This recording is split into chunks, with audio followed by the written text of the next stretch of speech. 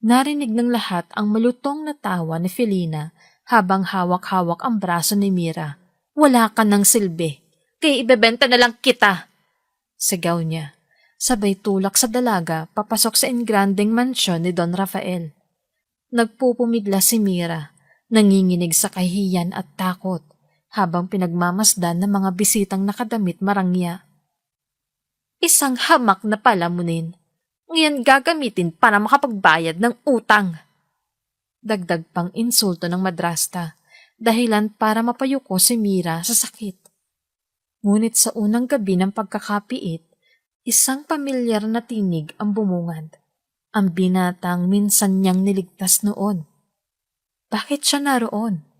At bakit matagal na pala siyang pinapahanap?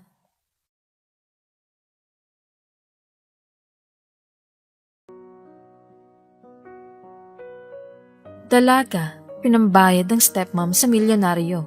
Sa unang gabi, bakit naroon ang binatang niligtas niya noon? Matagal na pala siyang pinapahanap dahil narinig ng lahat ang malutong na tawa ni Felina habang hawak-hawak ang braso ni Mira. "Wala ka ng silbi, kaya ibebenta na lang kita!" sigaw niya. Sabay tulak sa dalaga papasok sa engrandeng mansyon ni Don Rafael. Nagpupumigla si Mira, nanginginig sa kahihiyan at takot habang pinagmamasdan ng mga bisitang nakadamit marangya. "Isang hamak na palamunin, ngayon gagamitin para makapagbayad ng utang." Dagdag pang insulto ng madrasta, dahilan para mapayuko si Mira sa sakit. Ngunit sa unang gabi ng pagkakapiit, isang pamilyar na tinig ang bumungad. Ang binatang minsan niyang niligtas noon. Bakit siya naroon? At bakit matagal na pala siyang pinapahanap? Kabanata 1. Ang sakripisyo ng dalaga. Tahimik ang maliit na bahay na tinitirhan ni Mira.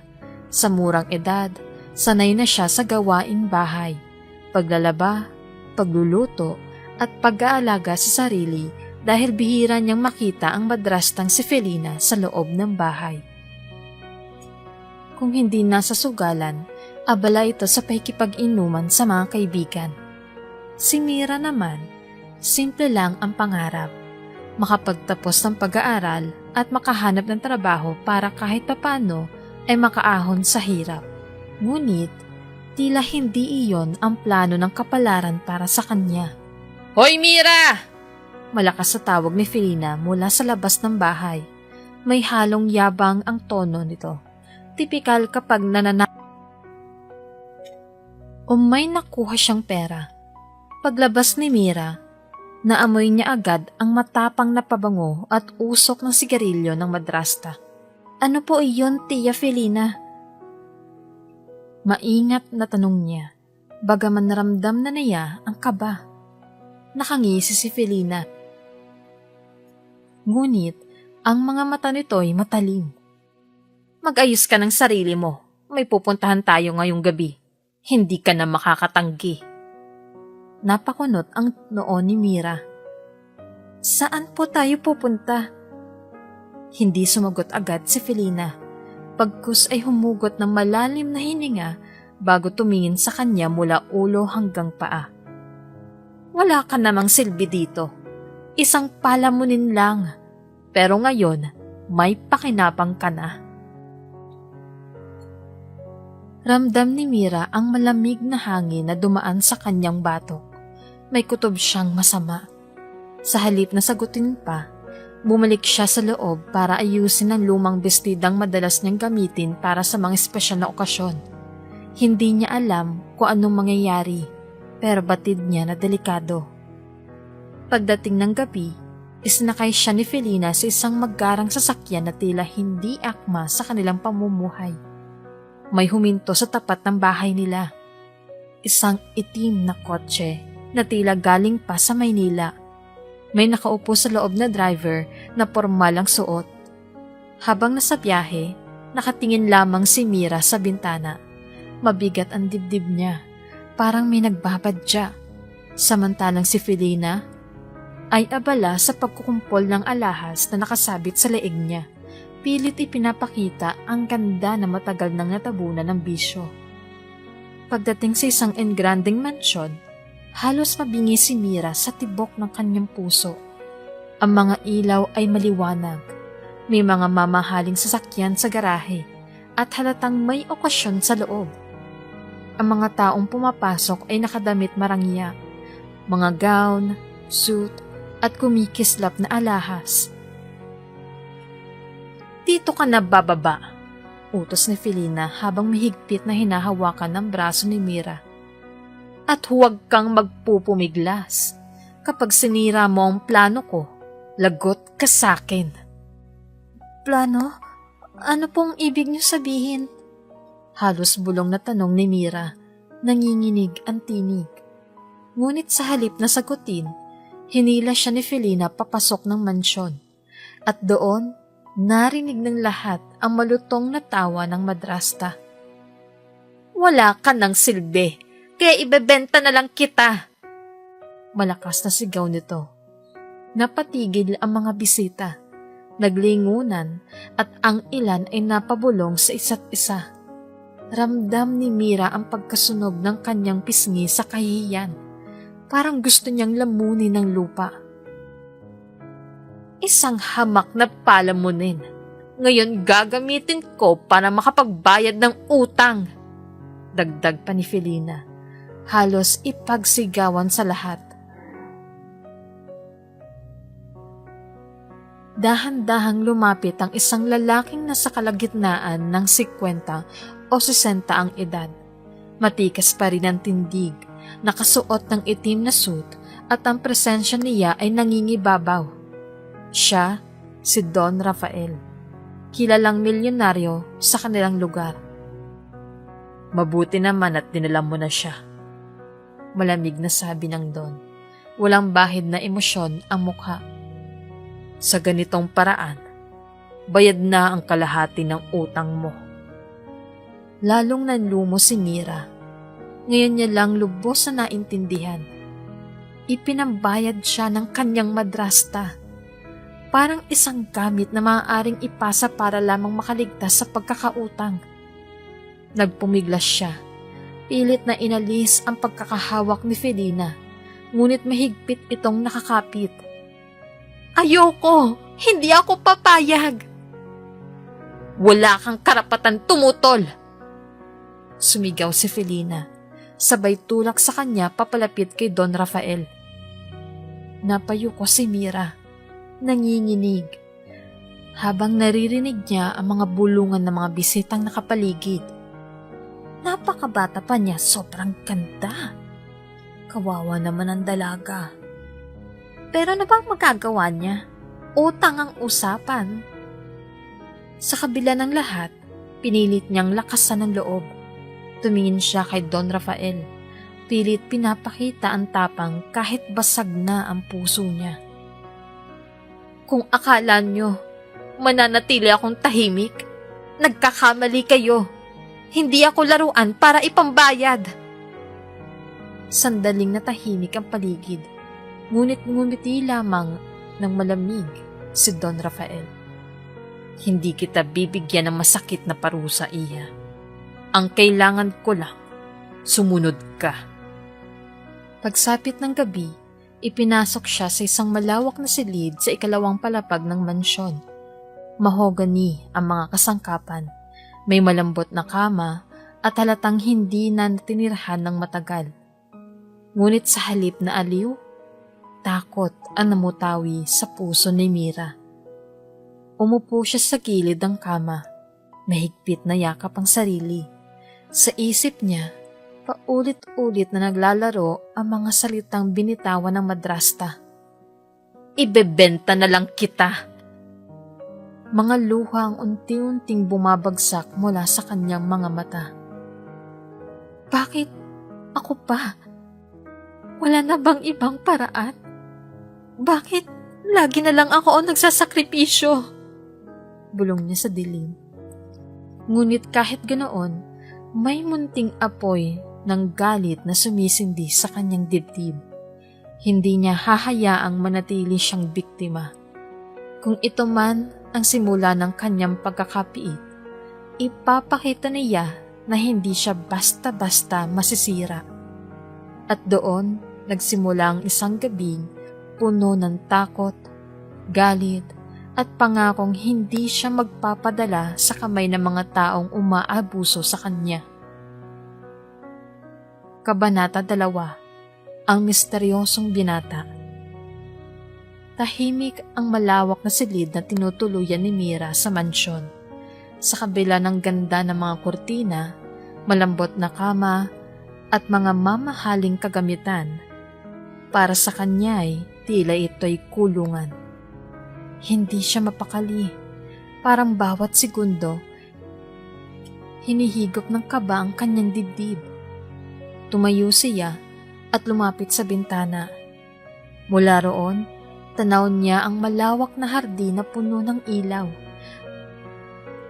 Mga bulaklak na pinapangalagaan at isang fountain na patuloy na umaagos. Ngunit sa likod ng kagandahan nito, dama niya ang bigat ng tanikala. Paano ako nakarating sa ganito? Mahina niyang bulong. Habang nakatingin sa hardin, may narinig siyang mga yabag mula sa hallway. Dahan-dahan siyang lumayo sa bintana at nagtago sa likod ng kortina.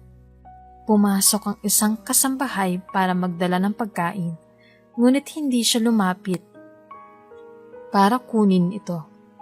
Nang makaalis ang kasambahay, saka siya naglakad palabas.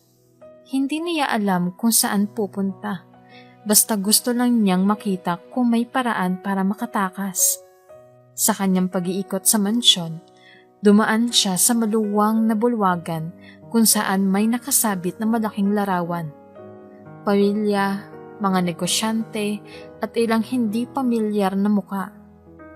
At doon niya ito nakita. Isang binata na nakasuot ng simpleng polo, ngunit halatang mamahalin ang tatak. Matangkad, maayos ang tindig, at may kakaibang aura ng kagalang-galang na pagkatao. Ngunit higit sa lahat, pamilyar ang kanyang muka. Napahinto si Mira, nanlaki ang mga mata. Hindi, posible ba? Bulong niya. Naramdaman ng binata ang kanyang titig, kaya lumingon ito. Sa mismong sandali na nagtagpo ang kanilang mga mata, parang huminto ang oras. May mga alaala mula sa nakaraan ang biglang bumalik kay Mira. Siya ba talaga yun? Bumalik sa isip niya ang isang eksena noong bata pa siya. Isang batang lalaki ang nadula sa ilog malapit sa kanilang baryo. Lahat ay natakot, lumapit, ngunit siya, kahit mahina at payat, tumalon at pilit siyang hinila palabas ng tubig. Ngayon, narito ang binatang iyon. Mas matangkad, mas gwapo, at halatang galing sa mayamang pamilya. Mira? Halos hindi makapaniwalang tanong ng binata. May kakaibang init sa kanyang tinig. Adrian, mahinang niyang sagot. Halos hindi makapaniwala ng iyon nga ang pangalan na minsan niyang narinig noon. Lumapit si Adrian. Mabagal, ngunit diretsyo, parang baka biglang maglaho. Ikaw nga, hindi ako nagkakamali. Ikaw ang batang babae na nagligtas sa akin noon. Hindi agad nakasagot si Mira. Nanatili lamang siyang nakatingin. Pilit inaalala ang mga detalye ng nakaraan. Ngunit ang bigat ng kasulukuyan ay bumabalik sa kanyang isip. Ipinambayad siya ng madrasta. At ngayon, narito siya sa mansyon na tila kulungan. Bakit ka nandito? Tanong niya, bakas ang gulat at pagtataka. Napangiti si Adrian. Ngunit may halong lungkot sa kanyang mga mata.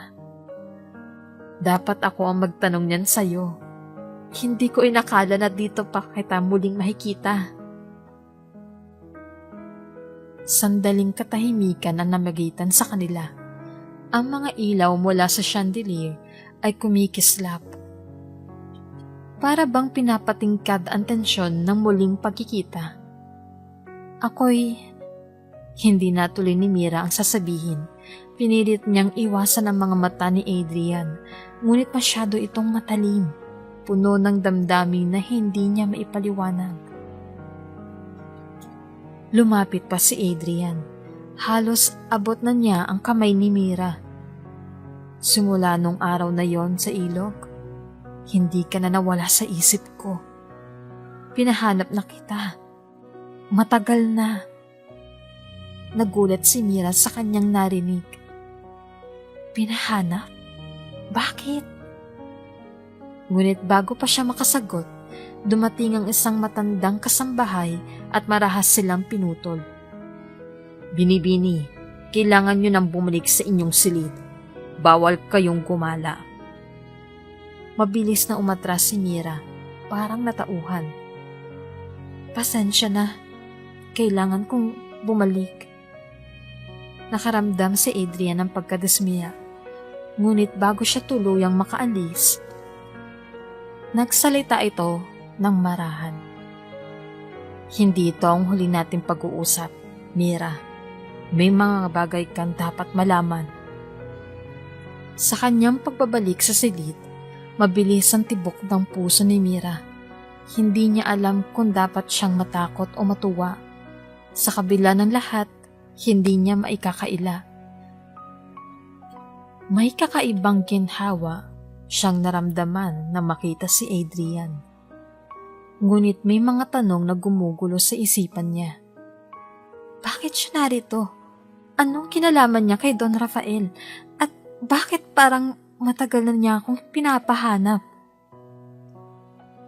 Habang nakahiga siya sa kama, ramdam niya ang init ng titig ni Adrian na kanina pa humahabol sa kanyang alaala.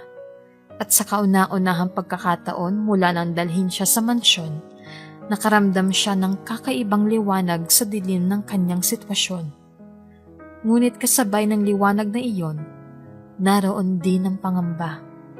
Dahil kung si Adrian nga ang binatang minsan niyang niligtas, ibig sabihin, hindi na simpleng sakribisyo lang ang haharapin niya, kundi isang malalim na kwento na mag-uugnay sa kanilang dalawa. Kabanata 3, Ang Sikretong Kontrata. Kinabukasan, maagang nagising si Mira. Halos hindi siya nakatulog sa buong gabi. Iniisip ang pagkikita nila ni Adrian at ang kakaibang kilos ni Don Rafael. Nang bumaba siya mula sa silid, sinalubong siya ng malamig na titig ng isang kasambahay. Para bang isa siyang banyagang walang karapatan tumapak sa mansyon. Mamaya raw may kakausapin ka. Maikli at walang emosyon na sabi ng isang kasambahay. Hindi nagtanong pa si Mira. Tahimik lang siyang umupo sa mahabang mesa ng kainan kung saan nakahain ng mga pagkaing hindi niya inaasahang matitikman. Tinapay na mamahalin, gatas, keso at prutas na bihirang makita sa kanilang baryo. Ngunit kahit gutom siya, wala siyang ganang kumain. Ang isip niya ay punong-puno ng tanong. Matapos ang ilang oras, ipinatawag siya sa opisina ni Don Rafael. Malaki ang silid, punong-puno ng libro, mga painting at isang malaking mesa na punong-puno ng dokumento. Nandoon si Felina, nakangisi, tila panalo na naman sa sugal ng buhay. Maupo ka, malamig na wika ni Don Rafael. Dahan-dahang umupo si Mira. Ramdam ang panlalamig ng hangin mula sa aircon na lalong nagpapakaba sa kanya. May kailangan kang malaman, dagdag pa ni Don Rafael. Hindi ka basta dinala rito para paglaruan. May pipirmahan tayong kontrata. Napakunot ang noo ni Mira. Kontrata? Agad na inilabas ni Felina ang isang makapal na folder at inilapag iyon sa mesa. Ito yon, nilagdaan ko na. Ikaw na lang ang kulang. Kinabog ang dibdib ni Mira habang binubuklat ang papel. Doon nakasulat na siya'y magiging kasama ni Don Rafael sa loob ng 1 taon. Hindi bilang asawa, hindi rin bilang kasambahay, kundi parang isang alila na tila laging nasa tabi ng Don bilang kabayaran ng 1,000,000 piso na utang ni Felina. Halos hindi siya makahinga habang binabasa ang bawat linya. Ito, hindi totoo. Hindi niyo pwedeng gawin ito sa akin. Natawa ng mapait si Felina. Ikaw ba may pera? Wala. Ako ang pumirma, kaya wala ka nang magagawa. Pero wala akong kinalaman sa utang mo. Mariing tugon ni Mira. Nangingilid ang luha. Hindi na mahalaga yon, sabad ni Don Rafael. Malamig ang boses. Nandito ka na at wala ka ng ibang mapupuntahan. Kung ayaw mo, mas lalo kang mawawalan dahil hawak namin ang lahat. Nagkulat si Mira sa huling sinabi. Anong ibig niyo pong sabihin? Mabilis na naglabas si Felina ng ilang larawan at papel mula sa folder. Mga peking ebidensya yon na nagpapakita na si Mira ay kasama ng mga iligal na gawain ni Felina. Resibo ng utang ng nakapangalan sa kanya at litrato na parang siya ang sangkot sa mga transaksyon. Nanlaki ang mata ni Mira. Ginamit niyo ang pangalan ko? Hindi lang yon, nakangising sabi ni Felina. Kung hindi ka susunod, madali lang kitang ipapabarangay. Lahat ng kasalanan, ipapasa ko sa iyo. Tuluyan nang bumigat ang dibdib ni Mira. Wala na siyang kawala. Tahimik siya habang hawak ang kontrata. Sa bawat segundo, para bang hinahati ang dignidad niya.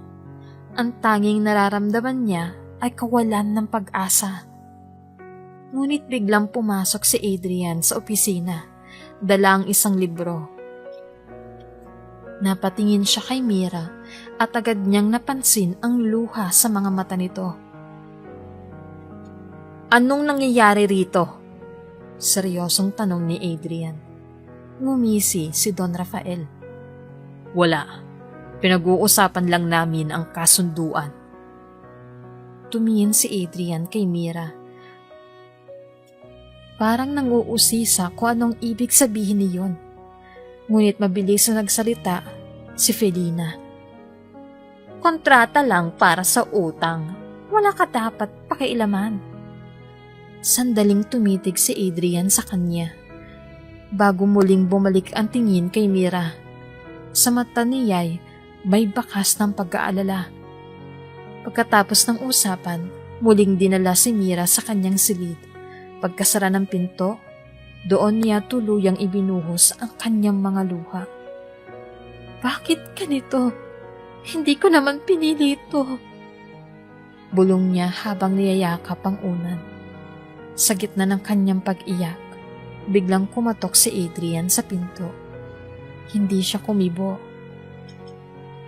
Ngunit, dahan-dahan itong bumukas. Pumasok siya, hawak ang isang maliit na panyo. Alam kong mahirap para sa'yo. Mahina niyang sabi habang inaabot ang panyo. Pero huwag kang mawala ng pag-asa. Napatingin si Mira, nangingilid pa rin ang luha. Alam mo ba ang kontrata? Pinapirma nila ako para gawing kabayaran sa utang. Wala na akong kawala. Pinilit ni Adrian na ngumiti. Ngunit halata ang bigat sa kanyang damdamin. Hindi lahat ng nakasulat sa papel. Totoo ang dahilan. May mga bagay kang dapat malaman. Basta magtiwala ka. Hindi agad sumagot si Mira. Ramdam niyang may mas malalim na sekreto sa likod ng lahat. Ngunit sa ngayon, wala siyang magagawa kundi tanggapin ang bigat sa kanyang kapalaran. At sa gabing iyon, habang nakahiga siya sa kama, mahigpit niyang hinawakan ang panyo ni Adrian. Sa kabila ng takot at galit, may maliit na liwanag na umaalalay sa kanya.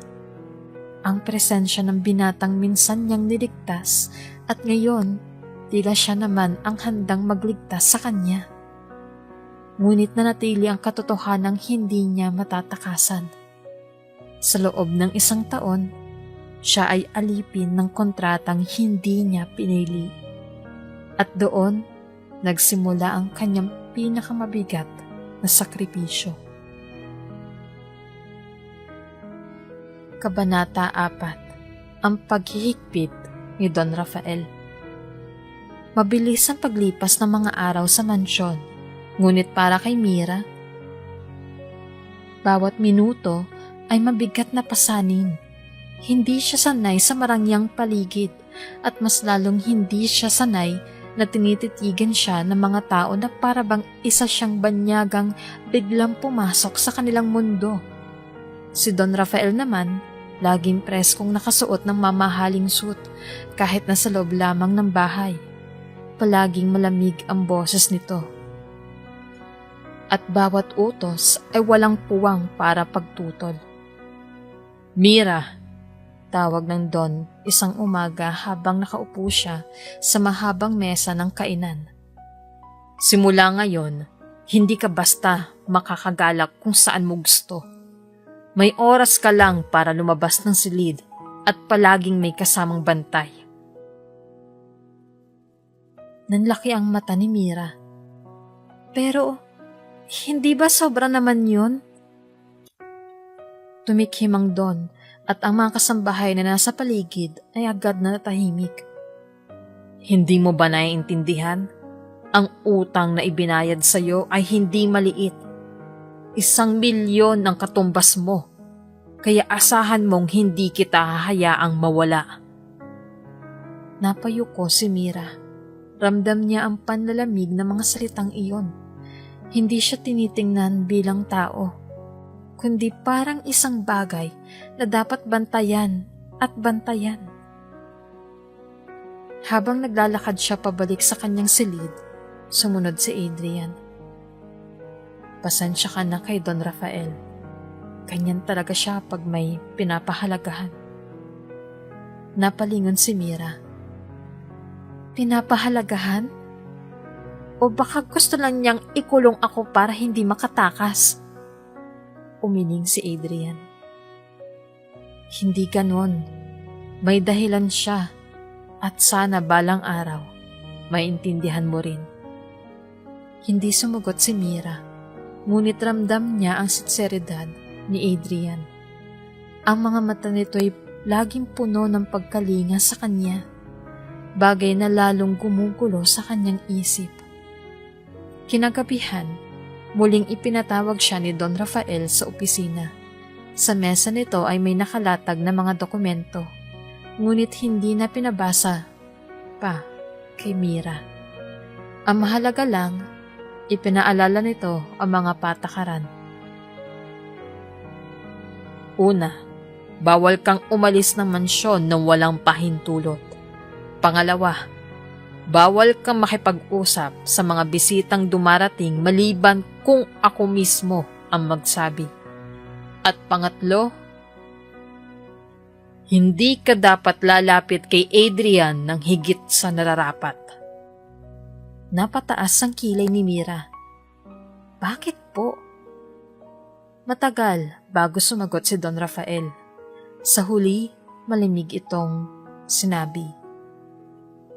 Dahil hindi ikaw ang dapat niyang pinapansin. Lumabas si Mira ng opisina na parang binuhusan ng malamig na tubig. Ngunit hindi niya alam kung ano ang mas mabigat, ang mga patakaran ni Don Rafael o ang bigat na nararamdaman niya tuwing nakikita si Adrian. Sa hardin siya nagtungo para magpalamig ng ulo. Umupo siya sa isang lumang bench malapit sa fountain. Doon siya nag-iisa. Pinagmamasdan ng mga bituin nang biglang lumapit si Adrian. "Bakit malungkot ka na naman?" Malumanay niyang tanong. Napabuntong hininga si Mira. "Hindi ko alam kung hanggang kailan ko kakayanin to. Parang lahat ng kilos ko minamanmanan." Umupo si Adrian sa tabi niya, bahagyang nagbigay ng distansya.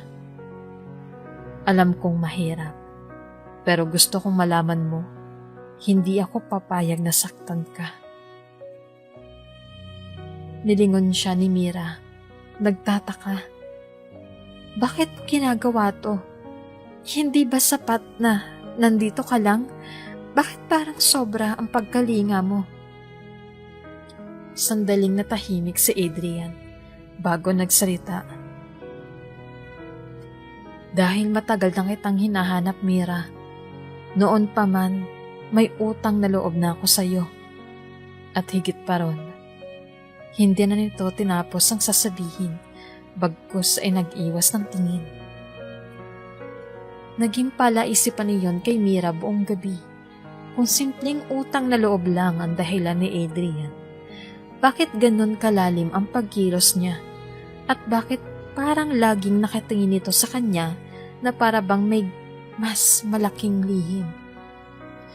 Kinabukasan, habang naglalakad siya sa hallway, narinig niya ang usapan ni Don Rafael at Adrian sa loob ng opisina. Hindi sinasadya, ngunit napahinto siya at napakinggan. "Hindi ako sang-ayon sa ginagawa mo," malamig na sabi ni Don Rafael. "Wala akong pakialam kung hindi ka sang-ayon," matigas na sagot ni Adrian. "Pinilit kong hanapin siya, at ngayon nandito na siya. Hindi ko siya hayaang mawala ulit."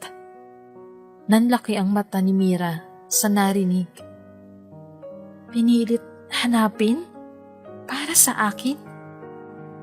"Kung ganon," tugon ni Don Rafael, "handa ka ba sa kapalit? Huwag mong isipin na madaling mabuhay dala ng pangalan ko. Lalo na kung siya ang kasama mo." Tahimik si Adrian. At sa katahimikang iyon, naramdaman ni Mira na may mas malalim pang dahilan kung bakit siya dinala sa mansyon. Pagkabalik niya sa kanyang silid, hindi niya mapigilan ang sariling mag-isip.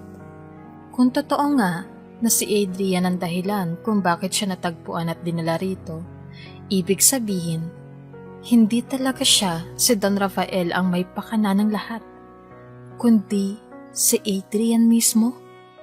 At kung ganon, ano ang misyon niya? Sa gabing iyon, habang nakahiga si Mira, mahigpit niyang niyakap ang sarili.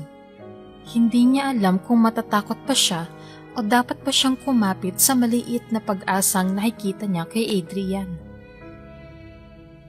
Isang bagay lang ang malinaw. May mga lihim na unti-unting lumalabas at ang lahat ng ito'y mag-uugat sa presensya ng binatang minsang iniligtas niya noon. Kabanata 5. Mga alaala ng pagliligtas. Tahimik ang gabi sa mansyon. Nakahiga si Mira pero hindi makatulog. Muling bumalik sa isip niya ang huling araw. Ang mga salita ni Don Rafael, ang mga sulyap ni Adrian, at ang mga bulong-bulungan ng mga kasambahay. Habang nakatitig siya sa kisame, hindi niya napigilang alalahanin ang isang alaala mula sa kanyang pagkabata. 10 taong gulang lang si Mira noon. Ang simpleng laruan ay ang tabing ilog sa baryo. Doon siya madalas magtampisaw kasama ang isang bata. Isang araw, may batang hindi niya kilala ang napadpad doon. Maputi, maayos ang suot, halatang galing sa mayamang pamilya. Tahimik lang ito sa gilid, pero makikitang interesado sa ilog. "Bata! Delikado riyan!" Sigaw ng isang kalaro, ngunit hindi ito nakinig. Nadulas ang paa ng batang lalaki at biglang bumagsak sa tubig. Dahil malalim, agad itong lumubog at nagsisigaw. Adrian! Diyos ko! Hiyaw ng isang kasambahay na nakatanaw mula sa kalsada. Nataranta ang lahat. Walang naglakas ng loob lumapit. Pero si Mira, kahit kabado at simpleng langoy lang ang alam, tumalon ng walang pagdadalawang isip. Huwag kang bibitaw! Kumapit ka sa akin! Sigaw niya habang pilit na inaabot ang kamay ng bata. Kumapit ito, nanginginig, humahabol ng hininga. Buong lakas na itinulak ni Mira ang sarili pabalik sa mababaw na bahagi hanggang makarating nila ang gilid. Nakasalampak sila pareho sa lupa, hingal na hingal, basa ang buhok ng bata, nanginginig sa takot at may luha sa mga mata. Salamat! Salamat! Bulong nito habang nakatitig sa kanya. Napangiti si Mira kahit pawisan at hingal. Huwag ka nang matakot! Ligtas ka na! Makalipas ang ilang minuto, dumating ang mga kasambahay at mabilis na kinuha ang batang si Adrian. Bago ito isakay sa sakyan, muling lumingon ito kay Mira. Nandoon ang halong takot at paghanga. Sa murang edad, hindi na nakalimutan ni Adrian ang tapang ng batang nagligtas sa kanya. At mula noon, isang pangako ang namuo sa kanyang puso. Balang araw, hahanapin ko siya. Nagmulat ng mata si Mira. Hindi niya alam kung bakit biglang sumagi sa isip niya ang alaala ng batang iniligtas niya noon. Marahil dahil na rin ang presensya ni Adrian sa mansyon at ng paraan ng pagtingin nito sa kanya. Laging puno ng pagkalinga. Sa kabilang dako ng mansyon, nasa kanyang silid si Adrian. Nakaupo sa tabi ng bintana. Hawak niya ang isang lumang pendant na matagal niyang iniingatan mula pagkabata. Alaalang naiwan mula sa araw na iyon sa ilog. Natagpuan din kita, Mira. Bulong niya sa sarili. At ngayong nandito ka na, hinding-hindi na kita pakakawalan. Ngunit hindi pa alam ni Mira ang lahat, na ang batang iniligtas niya noon ay ang tagapagmana pala ni Don Rafael. At iyon, ang sikreto na magbabago ng lahat. Kabanata 6, Paninira ng Stepmom. Mas gumagaan na ang mga araw ni Mira sa mansyon. Kahit mahigpit at malamig ang mga utos ni Don Rafael, napapansin niyang hindi siya ganap na pinapabayaan. Lalo na't laging naroon si Adrian. Sa bawat oras ng pagkain, paglalakad sa hardin o kahit sa simpleng pagtulong ng mga kasambahay, palaging nariyan ang binata. Tahimik man o nakatingin mula sa malayo. Ngunit sa kabilang dako ng syudad, si Felina ay abala sa bagong plano. Hindi siya kontento na maibenta na ang kanyang stepdaughter para mabayaran ang utang. Ngayon, gusto niyang masira ng tuluyan ang pangalan ni Mira para wala na itong balikan pa. Akala ng palamunin na yun makakaahon siya sa mansyon ng Don? Gagawa ko ng paraan para palabasin na desperada siya at pera lang ang habol. Bulong ni Felina habang nasa loob ng isang bar, kausap ang isa sa mga tauhan niya. Isang hapon, hindi inaasahan ang pagdating ni Felina sa mansyon. At nakangiting mapanlinlang. Agad siyang sinalubong ng isang kasambahay. Magandang bati ng kasambahay na si Liza na tila paborito siyang bisita. Kumindat si Felina. Liza, ikaw lang ang asahan ko rito. Gusto kong malaman lahat ng ginagawa ng stepdaughter kong si Mira. Balita ko kung ano-anong pinagsasabi niya tungkol sa akin. Bahagyang nag-atubili si Liza. Ngunit nang abutan siya ni Felina ng sobre na may pera, mabilis siyang ngumiti. Huwag kayong magkalala, senyora. Ako ang bahala. Matagal ko nang hindi gusto ang dalagang iyon. Lagi kasi siya ang pinupuri dito kahit bago pa lang. nagtagpong muli ang kanilang interes, kasakiman ni Felina at inggit ni Liza.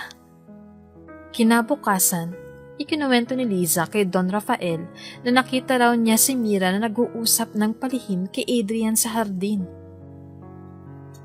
Parang sobra na po ang pagiging malapit nila, Don Rafael. Baka naman may ibang motibo. Sumbong niya habang nag-aayos ng mga bulaklak sa opisina ni Don. Umirap si Don Rafael. Hindi ko hahayaang sirain ng kahit sino ang apo ko. Bantayan mo sila at ipaalam agad sa akin. Ngumiti si Liza. Opo, Don. Habang papalayo, lihim siyang nag-text kay Feliza. Kagat na si Don Rafael. Makalipas ang ilang araw, nagkunwari si Felina dumalaw para kumustahin si Mira. Ngunit ang totoo, dala niya ang isang planong makakasira dito. Mira, anak. Malambing na bati niya habang naglalakad sa hallway. Napahinto si Mira. Nanlamig ang mga kamay. Bakit ka nandito? Hindi ba't ibinenta mo na ako? Nagpanggap na nasaktan si Felina. Nagkamali ako noon, anak. Gusto ko lang ayusin ang lahat. Kaya ako nandito para ipakita kay Don Rafael na kaya mong maging mabuting kasama sa mansyon. Pero sana tandaan mo, dapat marunong kang lumapit sa mayayaman. Sila ang makakatulong sa'yo. Naroon si Liza, palihim na nakikinig. Kinuha niya ang mga salitang iyon at agad na pinalabas na si Mira mismo ang nagsabi. Kumalat sa mga kasampahay ang chismis na si Mira ay pera lang ang habol kay Adrian at Don Rafael. Hindi siya bagay dito, bulong ng isa. Baka kinagamit niya lang ang awa ni Adrian. Dagdag ng isa pa. Naririnig ni Mira ang bulong-bulungan at mas lalo siyang nasaktan. Ngunit ang pinakamasakit na makarating ito mismo kay Adrian. Isang gabi, nadatna ni Mira si Adrian sa library. Tahimik itong nagbabasa, ngunit halatang malalim ang iniisip. Adrian, may problema ba? Tanong ni Mira, mahina ang tinig. Itinaas ng binata ang tingin, diretso sa kanya. May narinig akong mga bagay, Mira. Na pera lang daw ang dahilan kung bakit ka nandito? Totoo ba yun? Halos madurog ang puso ni Mira. Hindi. Hindi ko alam kung saan nanggagaling ang mga sabi-sabi na yun. Alam mo kung gaano kahirap para sa akin na mapunta dito. Hindi ko hiningi ito. Tumayo si Adrian at lumapit. Pinagmasdan niya ang mukha ni Mira at sa huli, ngumiti siya ng marahan. Naniniwala ako sa iyo, pero maging handa ka. Hindi lahat ng tao sa paligid mo, kakampi mo.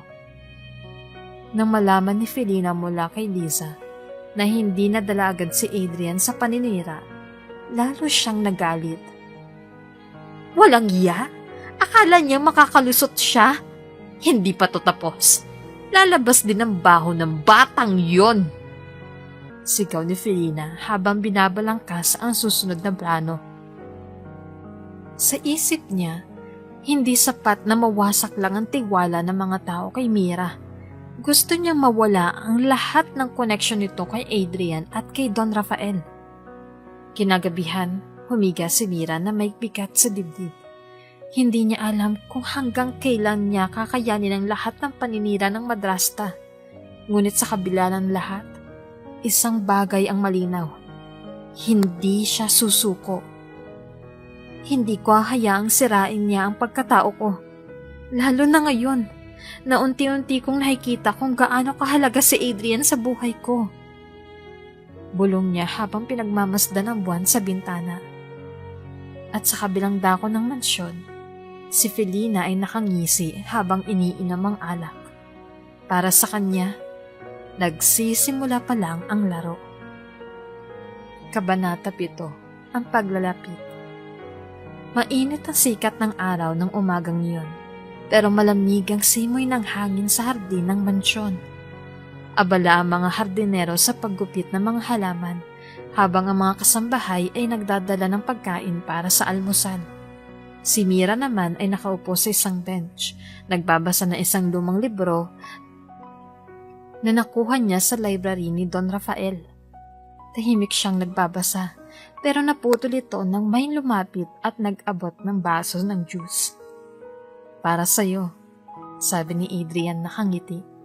Napatitig si Mira, bahagyang namula. "Hindi mo naman kailangan gawin to. May mga kasambahay naman." Umiling si Adrian. "Gusto ko, ako ang personal na magbigay. Hindi ba mas masarap ang pakiramdam kapag galing mismo sa taong may malasakit sa'yo?" Napuyo ko si Mira, hindi malaman ang isasagot. Bakit ba ang dali niyang magsalita ng mga bagay na nakakaapekto sa akin? Bulong niya sa sarili. Habang naglalakad sila sa paligid, biglang humampas ang malakas na hangin. Lumipad ang panyo ni Mira na hawak niya kanina.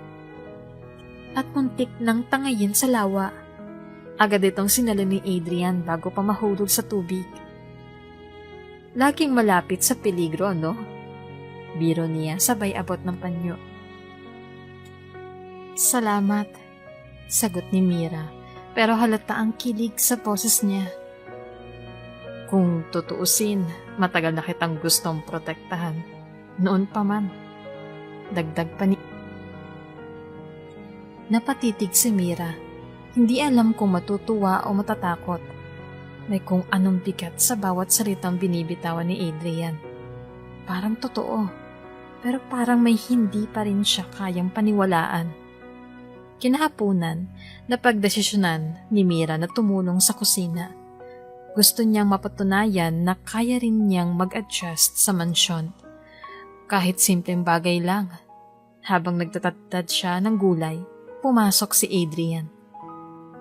"Anong ginagawa mo rito? Baka masugatan ka," sabi niya habang mabilis na inagaw ang kutsilyo. "Adrian naman, kaya ko to. Sanay ako sa ganito," sagot ni Mira, nakangiti pero may halong inis. Umiling ang binata. "Hindi ko hayaang masaktan ka. Kahit maliit na bagay. Ako na." Napakamot na lang si Mira sa ulo. "Hindi ka ba napapagod kakabantay sa akin?" "Hindi," sagot ni Adrian, diretso ang tingin. "Ikaw pa lang ang dahilan kung bakit may saysay ang lahat ng ginagawa ko." Natigilan si Mira.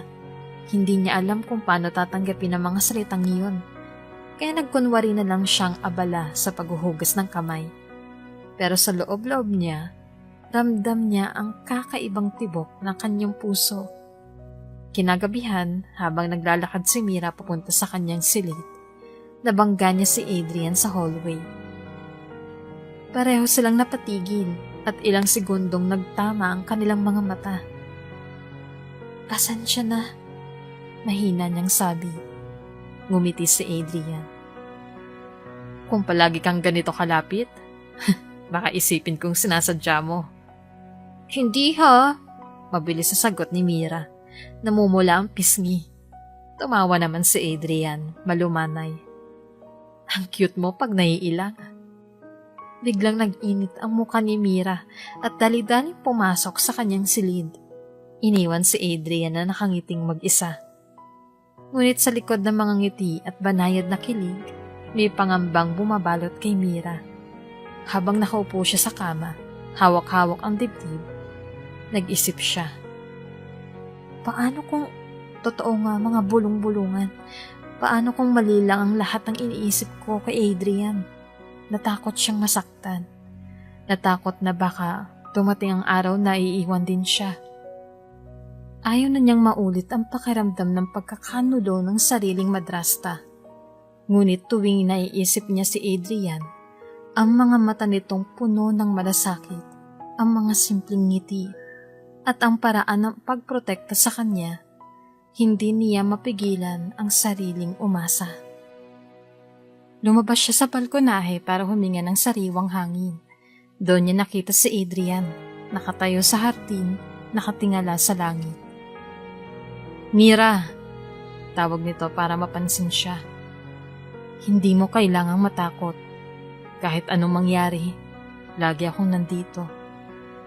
Hindi sumagot si Mira, ngunit sa loob-loob niya, ramdam niyang unti-unting nabubuo ang tiwala. Hindi pa man niya lubusang masabi, alam niya nagsisimula na silang lumapit sa isa't isa. At iyon ang bagay na parehong nakakapangamba at nakaka-excite sa kanyang puso. Kabanata 8. Ang galit ni Don Rafael. Maaliwalas ang umaga sa mansyon. Sa hardin, masaya si Mira habang tinuturoan siyang magtanim ng mga bagong bulaklak ni Adrian. Humahalimuyak ang mga rosas at tila ang paligid ay puno ng katahimikan. Para kay Mira, ito ang isa sa mga bihirang pagkakataon na nakakaramdam siya ng ginhawa mula. Ngunit hindi pala nila alam, may mga matang matalim na nakamasid mula sa teresa ng mansyon. "Huwag mong hawakan ng kamay niya!" Malakas na tinig ang umalingaw-ngaw. Parehong napatigil sini Adrian at Mira. Sabay lingon kay Don Rafael na nakatayo sa veranda, mahigpit ang hawak sa kanyang tungkod. Mapupungay, ngunit matalim ang mga mata nito.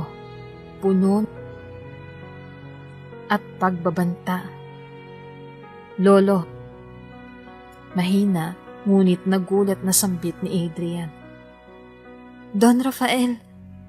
Bulong ni Mira. Agad na binawi ang kamay na nakahawak sa mga gamit ng pagtatanim. Dahan-dahang bumaba si Don Rafael. Bigpit ang bigat ng kanyang otoridad.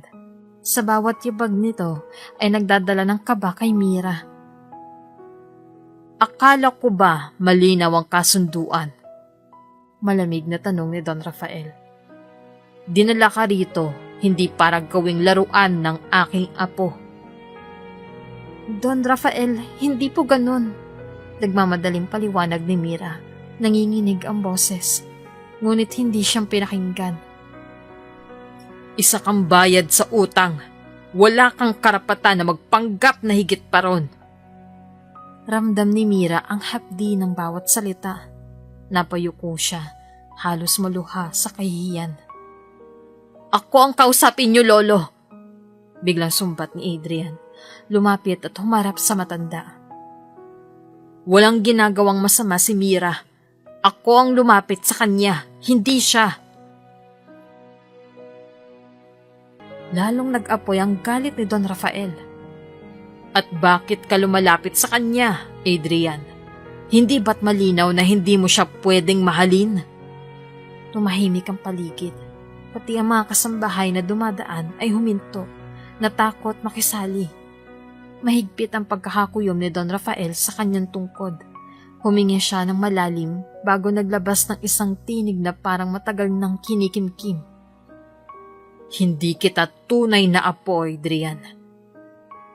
Parang gumuha ang mundo ni Mira sa narinig.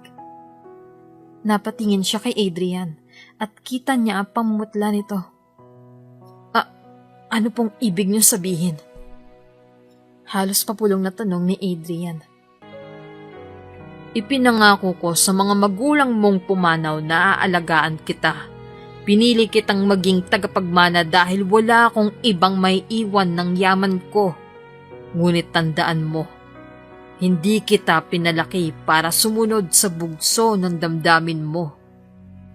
Tahimik ang lahat. Tanging ihip ng hangin na ang naririnig sa pagitan ng bigat na mga salita ni Don Rafael. "Kung ganun, hindi ninyo ako tunay na apo," mariing ulit ni Adrian. Mahigpit ang pagkakakuyom ng kamao. "Hindi," matigas sa sagot ni Don Rafael. "Isa kang ampon na pinalaki ko bilang sarili kong dugo. Pero hindi ibig sabihin nun ay maaari mong suwayin ang mga desisyong ginawa ko para sa pamilya. Mahalaga pa rin ako sa iyo, Lolo. Alam kong ganun. Sagot ni Adrian, ngunit pilit pinatatag. At dahil mahalaga ka sa akin, hindi ko kayang baliwalain ang nararamdaman mo. Ngunit hindi ko rin kayang saktan si Mira. Nagulat si Mira sa diretsahang pag-amin. Hindi niya alam kung matutuwa o lalong matatakot. Adrian! Singhal ni Don Rafael. Oops! May break muna. Gusto mo bang ma-shoutout dito sa channel ni Ate Jane? Mag-comment lang ng lesson you learned from the latest story uploaded. Dahil pipili kami ng isang best comment of the day para i-shoutout sa susunod na upload. Kaya huwag kalimutang mag-iwan ng lesson you learned after you watch this video. Maraming salamat! Hindi mo alam kung anong mundo ang pinapasok mo. Ang mga tulad niya, isang utang na ibinayad dito. Hindi ka bagay sa kanya. Mali kayo, Lolo. Mariing tugon ni Adrian. Dahil kung hindi siya bagay sa akin, bakit hanggang ngayon, siya ang laman ng isip ko. Siya ang dahilan kung bakit hindi ko tinanggap ang lahat ng pagsubok ninyo. Tumigil ka! Galit na sigaw ni Don Rafael, sabay hampas ng tungkod sa lupa. Umalingaw-ngaw ang tunog sa hardin, ikinagulat ng lahat. Hindi alam ni Mira kung saan lulugar. Ramdam niya ang tensyon sa pagitan ng dalawa. Gusto niya magsalita, pero natatakot siyang lalo nang lumala ang sitwasyon. Don Rafael, mahinang wika niya, halos nagmamakaawa. Kung kasalanan ko pong nandito ako, handa akong umalis. Ayoko pong maging dahilan ng gulo niyo. Biglang lumapit si Adrian at hinawakan ng kamay niya. Hindi ka aalis. Hindi ikaw ang problema rito, Mira. Ako ang pipili kung ano ang mahalaga sa akin.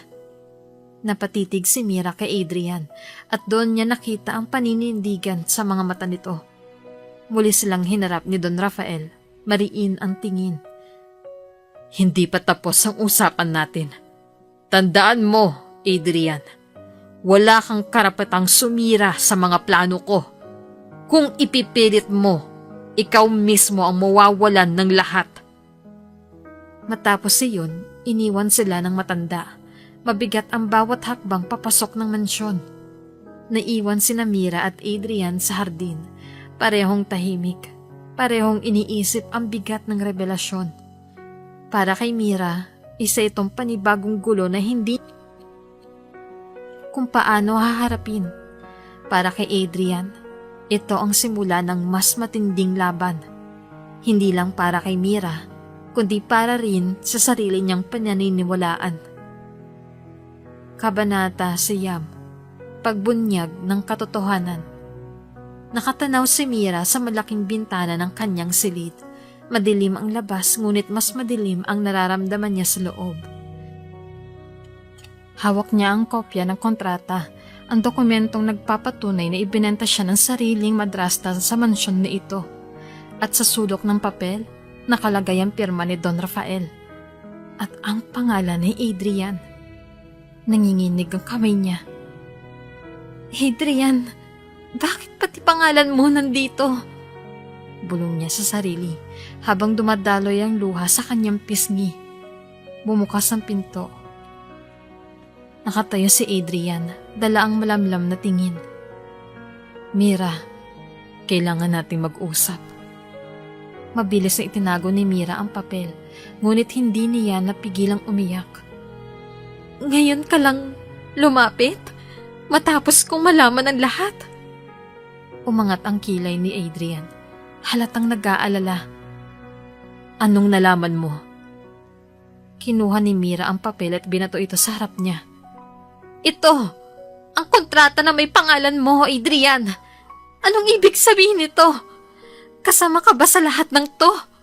Ikaw ba ang nakipagkasundo kay Felina para dalhin ako rito? Parang tinusok si Adrian ng libo-libong karayom sa mga salitang iyon. Mira, hindi ganon. Pero agad siyang pinutol ni Mira. Nanginginig ang boses. Huwag mo na akong lokohin. Akala ko ba iba ka, Adrian? Akala ko ba ikaw ang kakampi ko dito? Pero ikaw din pala ang may kinalaman. Hindi mo naintindihan. Pilit na paliwanag ni Adrian. Lumapit sa kanya. Ginawa ko lang yon dahil... Dahil ano? Singhal ni Mira, umaatras. Dahil gusto mong makasiguradong nandito ako sa mansyon? Para mas madaling bantayan ng isang babae na para bang ari-arian lang? Natahimik si Adrian. Hindi niya alam kung saan magsisimula. Kita sa kanyang mga mata ang sakit ng maling akala ni Mira. Mira, ginawa ko lang to para protektahan ka. Kung hindi ko pinilit si Don Rafael na tanggapin ka, baka napunta ka na sa mas masahol pang kamay. Hindi ko hahayaan na sirain ka ni Felina. Ngunit sa halip na gumaan ang loob ni Mira, mas lalo siyang nadurog. Protection ba yun, Adrian? Hindi ko naramdaman ang pinoprotektahan ako. Ang nararamdaman ko lang, binili ako, ikinulong ako, at ngayon pinaglalaroan ang damdamin ko. Tumulo ang mas maraming luha sa kanyang mga mata. Mas mabuti pang hindi na kita nakilala ulit. Mas mabuti pang doon na lang natapos ang lahat. Noong bata pa tayo. Hindi sana ganito kasakit. Sumakit ang dibdib ni Adrian sa mga salitang iyon. Mira, mali ka nang iniisip. Oo, pinahanap kita. Oo, ako ang dahilan kung bakit ka napunta rito. Pero, hindi dahil gusto kitang kontrolin. Dahil gusto kitang protektahan. Pero para kay Mira, tila wala ng saysay ang lahat. Protektahan? Sa pamamagitan ng pagbibigay sa akin ng kasunduan na parang alipin? Adrian, anong klaseng protection yun? Naluha si Adrian. Hindi ko ginusto na mapunta ka rito bilang bayad utang. Ginamit lang ni Don Rafael at ni Felina ang sitwasyon. Ang tanging hiling ko lang kay Don Rafael ay hanapin ka kasi matagal na kitang gustong... Humigpit ang dibdib ni Mira. Ang daming tanong, ang daming sakit, at kahit pilit niyang intindihin, mas nangingibabaw ang pakiramdam na niloko siya. Hindi ko na alam kung alin ang totoo, bulong ni Mira habang tumutulo ang luha. Ang alam ko lang, Adrian, nasasaktan ako at ikaw ang dahilan. Tinalikuran niya ito. Naiwan si Adrian na nakatingin, puno ng panghihinayang. Kabanata 10, Pagsubok sa pag-ibig. Kinabukasan, hindi lumabas ng silid si Mira. Halos buong araw nakahiga lang siya, umiiyak, paulit-ulit na iniisip ang mga pangyayari kagabi. Ang bawat alaala ng kabaitan ni Adrian ay natatakpan ng bigat ng kasinungalingan at kontratang nahita niya. Hanggang sa hindi niya namalayan, pumasok si Adrian sa silid.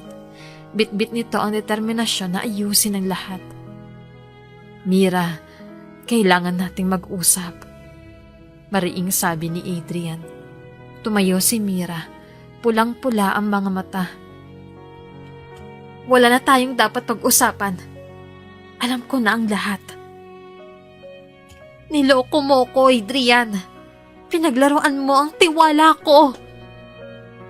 Hindi, Mira! Sigaw niya, puno ng desperasyon. Hindi ako kailanman naglaro sa damdamin mo. Lahat ng ginawa ko dahil mahal kita. Ngunit umiling lang si Mira, humahagulhol. Mahal? Kung mahal mo talaga ako, sana simula pa lang sinabi mo na ang totoo. Sana hindi mo ako pinilit ilagay sa sitwasyon na para akong binili ng pera ng ibang tao. Nagkaharap.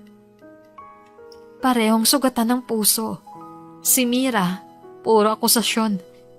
Ikaw din pala ang may kagagawan kung bakit ako nandito.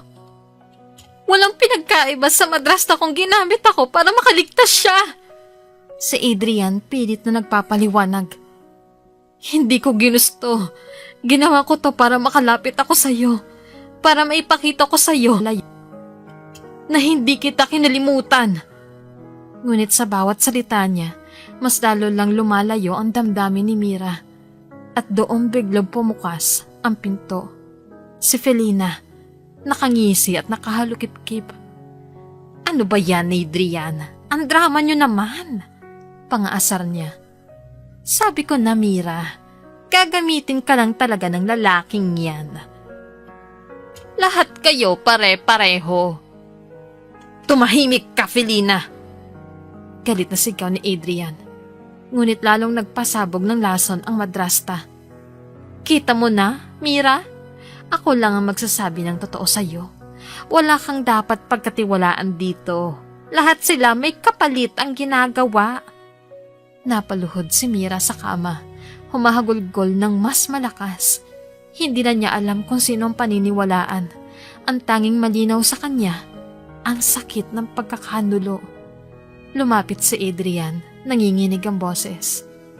Mira, hihintayin kong magtiwala ka ulit. Kahit gaano katagal. Pero sana, huwag mong isipin na niloko kita. Mahal kita. At yun ang katotohanan. Pero hindi nakasagot si Mira. Tanging mga luha at katahimikan lang ang sagot niya. Sa huli, napilitan si Adrian lumabas ng silid. Bitbit ang bigat ng kabiguan. Samantalang si Felina ay naiwan. Nakangiti ng mapanlait at bumulong kay Mira. Wala kang dapat asahan sa kanila.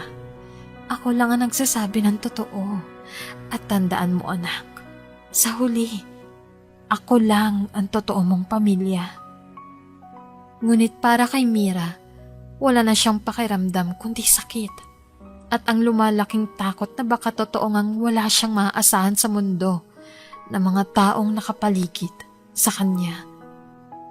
Kabanata 11, ang pagkadukot. Mainit ang simoy ng gabi sa mansyon. Sa hardin nakatayo si Adrian, hawak ang isang maliit na kahon. Sa loob nito, ang singsing ng ilang linggo na niyang tinatago. Plano niyang ipagtapat kay Mira ang lahat ng nararamdaman niya ngayong gabi. Pero sa kabilang dako ng syudad, may lihim na kasunduan ang nagaganap. Sa isang madilim, nakikipagkita si Felina sa dalawang lalaking mukhang walang kinatatakutan.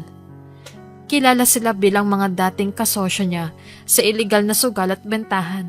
Mga taong matagal nang may galit sa kanya dahil sa pagkakautang. Alam kong naghahanap kayo ng pambayad.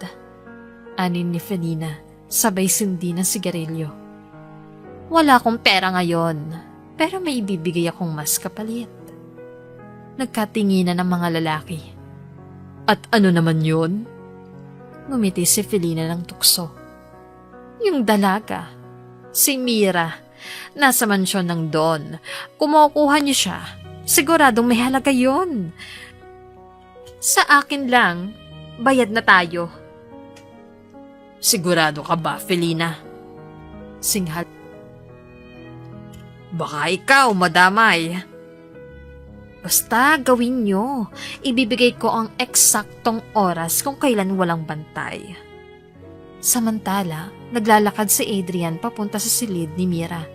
Kabado siya, pero puno ng pag-asa. Ito na, kailangan kong sabihin ng lahat. Bulong niya sa sarili. Sa pintuan ng silid, kumatok siya.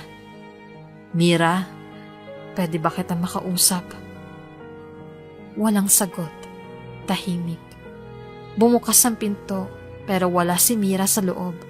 Ang tanging naiwan, ang kurtinang nililipad dahil sa hangin mula sa bukas na bintana.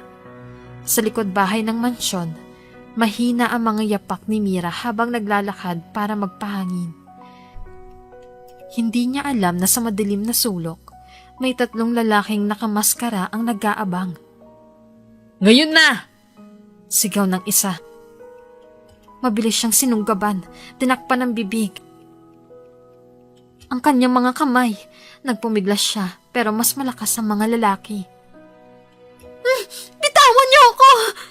Sigaw niya, pilit kumakawala. Ngunit bago pa siya makasigaw ng malakas, sinilid na siya sa loob ng isang itim na van na nakaabang. Sa mismong oras na yon, tumakbo palabas si Adrian. Hawak pa ang kahon ng singsing. Nakarinig siya ng ingay mula sa likod ng bahay. At doon, nakita niya ang van na mabilis na umalis. Mira! Sigaw niya, halos mabaliw sa takot. Tumakbo siya, pero huli na. Nakita niya ang scarf ni Mira na naiwan sa damuhan. Pilit niyang dinampot at niyakap. Halos mabaliw si Adrian. Hindi ko siya pwede mawala. Hindi ngayon. Hindi kailanman. Agad siyang nagpunta kay Don Rafael. Lolo, dinukot nila si Mira. Kailangan ko siyang iligtas. Nanlaki ang mga mata ni Don Rafael. Agad nag-utos sa kanyang mga tauhan. Hanapin niyo siya agad. Gumamit kayo ng lahat ng koneksyon natin. Ngunit sa likod ng lahat, sa anino ng hallway, nakatayo si Felina. Nakangisi habang marahang nagsabi sa sarili. Ngayong wala na si Mira, makakasingil na ako sa lahat ng utang ko at wala ng Adrian na makakapigil. Sa gabing yun, ang mansyon ay napuno ng tensyon at pangamba. Ang gabing sanay para sa pagtatapat ng puso na uwi sa trahedya. At sa piling ng mga sindikato, si Mira ay hawak na parang bihag. Hindi alam kung may liligtas pa bago mahuli ang lahat. Kabanata 12, Pagsagip ng binata. Mabilis ang takbo ng oras para kay Adrian. Halos mabiliw siya sa pag-iisip habang hawak pa rin ang scarf ni Mira na naiwan sa damuhan. Ang gabing dapat sanay para ipagtapat niya ang damdamin, naging bangungot na hindi niya matanggap. Agad siyang kumilos. Gamit ang mga koneksyon ng pamilya, tinawagan niya ang ilan sa mga matagal ng tauhan ni Don Rafael na may impluwensya sa kapulisan at seguridad. Sir Adrian, nakita namin ang isang van na kahina-hinala. Nakapasok daw sa bodega sa labas ng syudad. Ulat ng isa sa tauhan.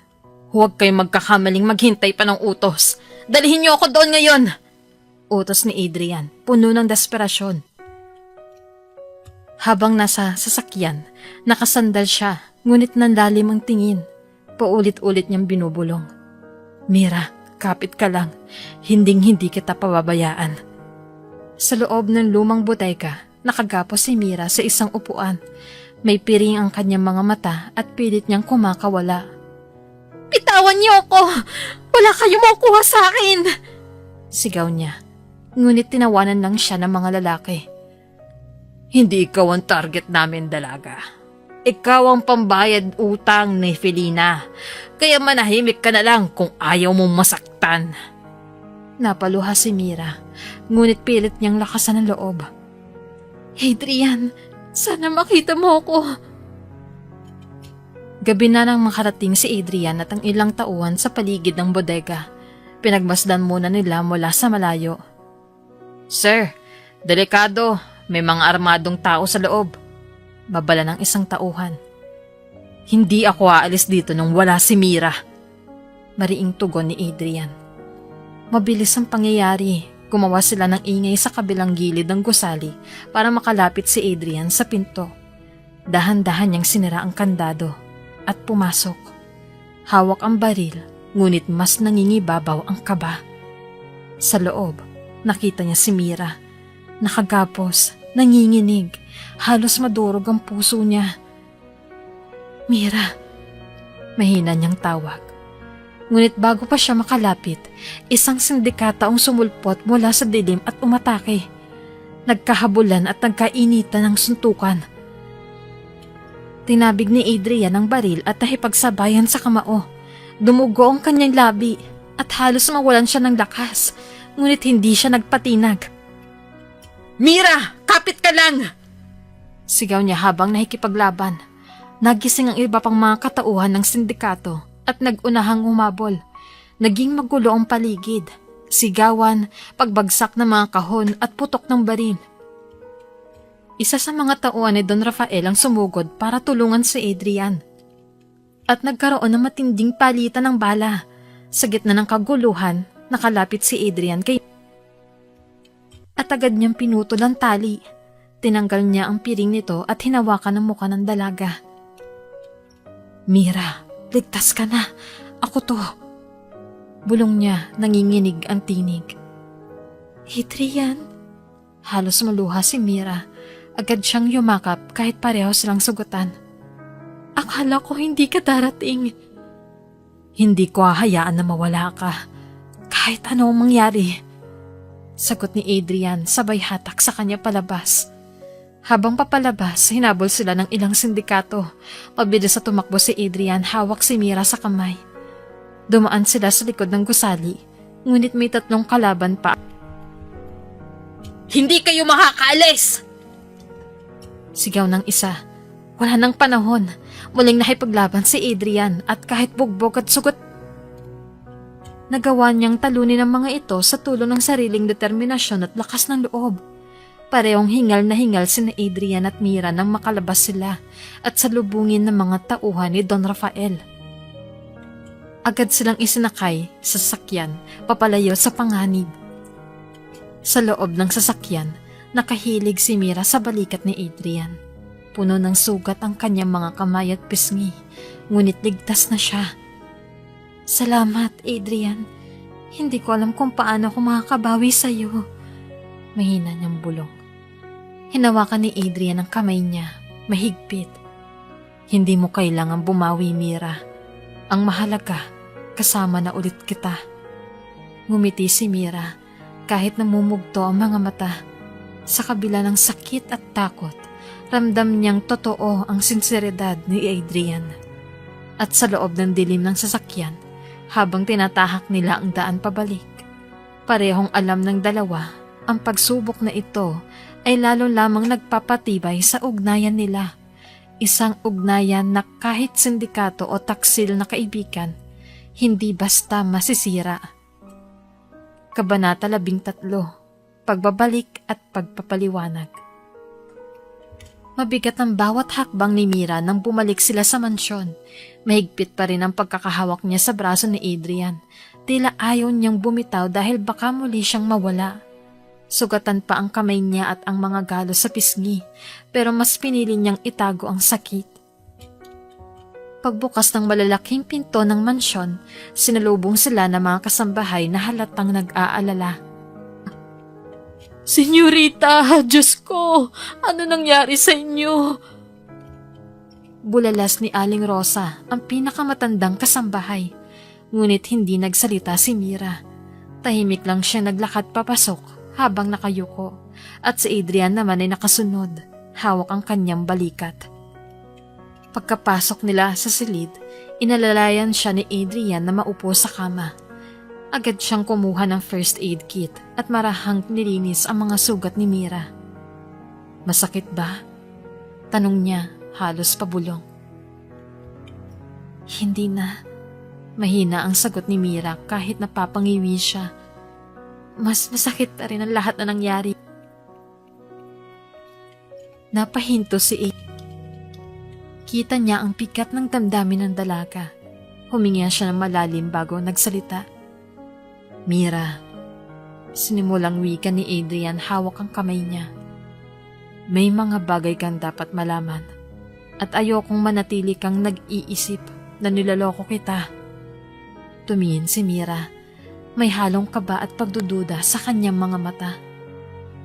Noon pa man, hinahanap na kita. Simula nung mailigtas mo ako nung bata pa tayo, hindi na kita nakalimutan. Pinangako ko sa sarili ko na balang araw, hahanapin kita para makabawi, para maprotektahan ka. Nanlaki ang mga mata ni Mira. Kaya pala lahat gagawin mo para makasama mo ako. Tumango si Adrian. Oo, pero hindi madali. Si Lolo Rafael lang ang may kakayahang maghanap. Kailangan ko ng basbas niya. Kaya pinilit kong kumbinsihin siya. Nang pumayag siya, doon lumabas ang kontrata na pinirmahan ng madrasta mo. Ginamit niya ang utang ni Felina para mapasok ko sa mansyon. Napayo ko si Mira. Ibig sabihin, alam mo na ang lahat. Na ibinenta ako ng matrasta ko? Hindi. Mabilis na tugon ni Adrian. Wala akong idea na ganun kalupit ang gagawin niya. Ang alam ko lang, kailangan kitang makita. Hindi ko akalain ay pambabayad ka mismo niya. Adrian, sobrang hirap. Akala ko nilalaro lang ako ng tadhana. Una, pinapahiya ako. Pinapagamit ako para sa utang. Tapos bigla ka namang lumitaw. At lahat ng akala ko, pawang kasinungalingan. Hinawakan ni Adrian na magkabilang pisngi niya, marahan. Mira, hinding-hindi ko nilaro ang puso mo. Ang lahat ng ginawa ko, ang pagpunta rito, ang pakikipag-away sa lolo ko, ang pagsugal ng buhay ko para sagipin ka. Lahat yon dahil mahal kita. Natigilan si Mira, tahimik. Ang puso niya'y kumakabog ng mabilis. Adrian! Lumapit si Adrian at marahang niyakap si Mira. Sa una, nanatiling matigas ang katawan niya, pero unti-unti itong lumambot. Nakaramdam siya ng init at seguridad na matagal na niyang hinahanap. Hindi kita kayang bitawan, Mira. Hindi ko rin nahayaang masaktan ka ulit. Bulong ni Adrian. Niyakap niya ito pabalik, humahagulgol na. Ayoko na ng takot, Adrian. Ayoko na ng sakit. Pero paano kung bumalik sila? Paano kung saktan nila ulit ako? Ito ang tatandaan mo. Sagot ni Adrian, mahigpit ang yakap. Habang buhay ako, habang kaya kong lumaban, hindi ka nila mahahawakan ulit. Kinabukasan, nakaupo si Mira sa veranda ng mansyon. Pinagmamasdan ang paglubog. Huminga siya ng malalim, ramdam ang malamig na simoy ng hangin. Lumapit si Adrian, dala ang mainit at tsaa. Tahimik siyang umupo sa tabi nito. Salamat, Adrian, wika ni Mira. Tumingin sa kanya. Kung hindi dahil sa'yo, baka wala na ako ngayon. Walang anuman, tugon ni Adrian, ngumiti. Hindi ko hahayaang mangyari yon. Matagal silang nagkatitikan at sa sandaling iyon, ramdam ni Mira ang katotohanan ng lahat ng sinabi ni Adrian. Sa wakas, unti-unting napalitan ang takot ng tiwala. Sa loob ng mansyon, lihim na nakamasid si Don Rafael mula sa malayo. Tahimik niyang pinagmasdan ang dalawa. Hawak ang kanyang tungkod. At sa likod ng malamig niyang anyo, isang ngiti ang unti-unting sumilay. Isang ngiti na pag-amin na baka sa wakas, natagpuan na rin ng apo niya ang pag-ibig na matagal niyang hinihintay para dito. Kabanata 14, Pag-amin ni Don Rafael. Tahimik ang buong mansyon ng gabing iyon. Sa veranda, magkatabing nakaupo sina Mira at Adrian, parehong nakatingin sa malamlam na buwan. Hawak pa rin ni Adrian ng kamay ng dalaga. Waray ayaw bitawan. Para kay Mira, iyan ang unang gabi matapos ang na nakaramdam siya ng konting kapayapaan. Ngunit ang kapayapaan ay hindi nagtagal. Mira, Adrian. Mabigat ang tinig na umalangaw-ngaw mula sa hagdan. Sabay silang napalingon at nakita si Don Rafael na dahan-dahang bumababa. Hawak ang tungkod. Mapupungay ang mata, ngunit matalim ang tingin. Lalong kumabog ang dibdib ni Mira. Hindi niya alam kung ano naman ang mangyayari. Sumunod kayo sa opisina ko. Malamig na utos ng matanda. Nagkatinginan sila ni Adrian, pareho ang kaba, ngunit walang nagtanong. Tahimik silang sumunod. Pagkapasok sa opisina, Amoy agad ang mamahaling sigarilyo at lumang kahoy. Sa gitna ng gilid, nakaupo si Don Rafael sa malaking upuan. Pinatayo niya ang dalawa sa kanyang harapan. Marami na akong narinig. Panimula niya. At marami na rin akong nakita. Napalunok si... Naramdaman niya ang kamay ni Adrian na humigpit sa pagkakahawak sa kamay niya. Ano pong ibig niyong sabihin, Lolo? Tanong ni Adrian. Napatingin si Don Rafael kay Mira bago bumaling kay Adrian. Alam mo, Apo, hindi ko agad pinayagan ang kagustuhan mong hanapin ang dalagang ito. Hindi ko alam kung tunay bang damdamin o pansamantalang kabaliwan lang ang nararamdaman mo. Pero Lolo, singit ni Adrian. Itinaas ng matanda ang kamay. Kaya ko ipinalano ang kontrata.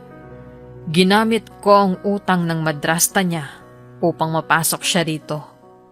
Hindi dahil gusto ko siyang gawing alipin, kundi dahil gusto kong makita kung hanggang saan ang kaya mong gawin para sa kanya. Nabigla si Mira. Nanlaki ang kanyang mga mata. Kontrata? Ibig sabihin, lahat ng ito, pagsubok lang? Tumango si Don Rafael. Oo, at nakita ko na ang sagot. Lumaban ka, Adrian.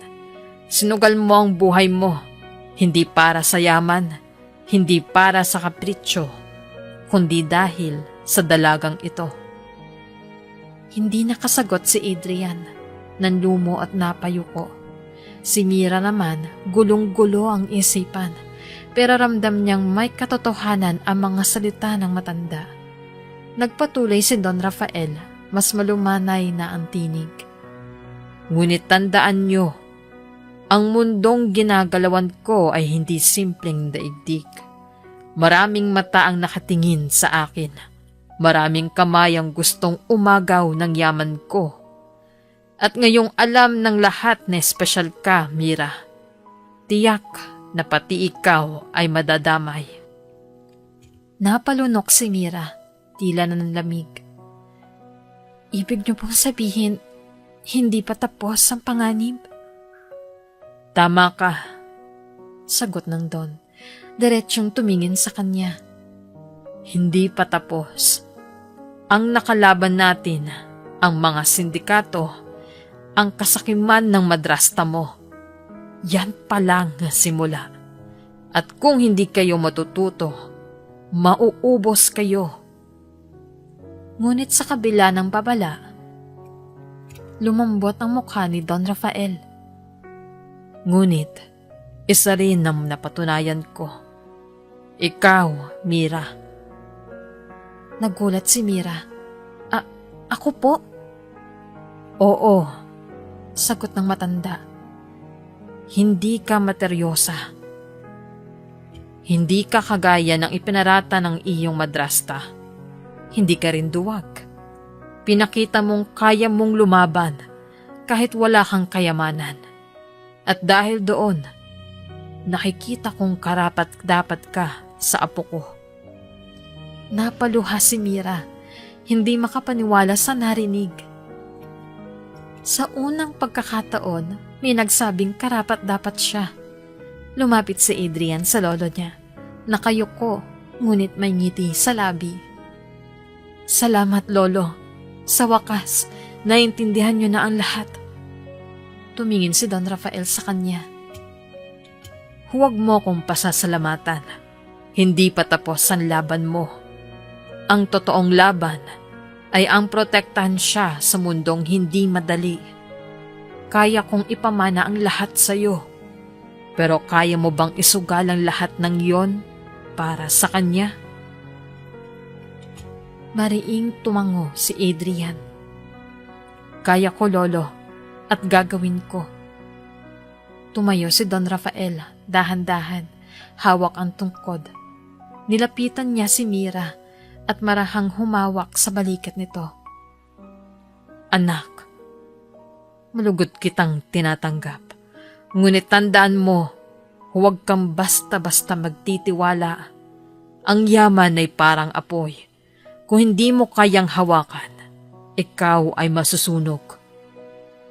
Hindi alam ni Mira kung ano ang isasagot. Tumangon na lang siya habang pinupunasan ng lahi sa kanyang pisngi. Lumabas sila ni Adrian mula sa opisina.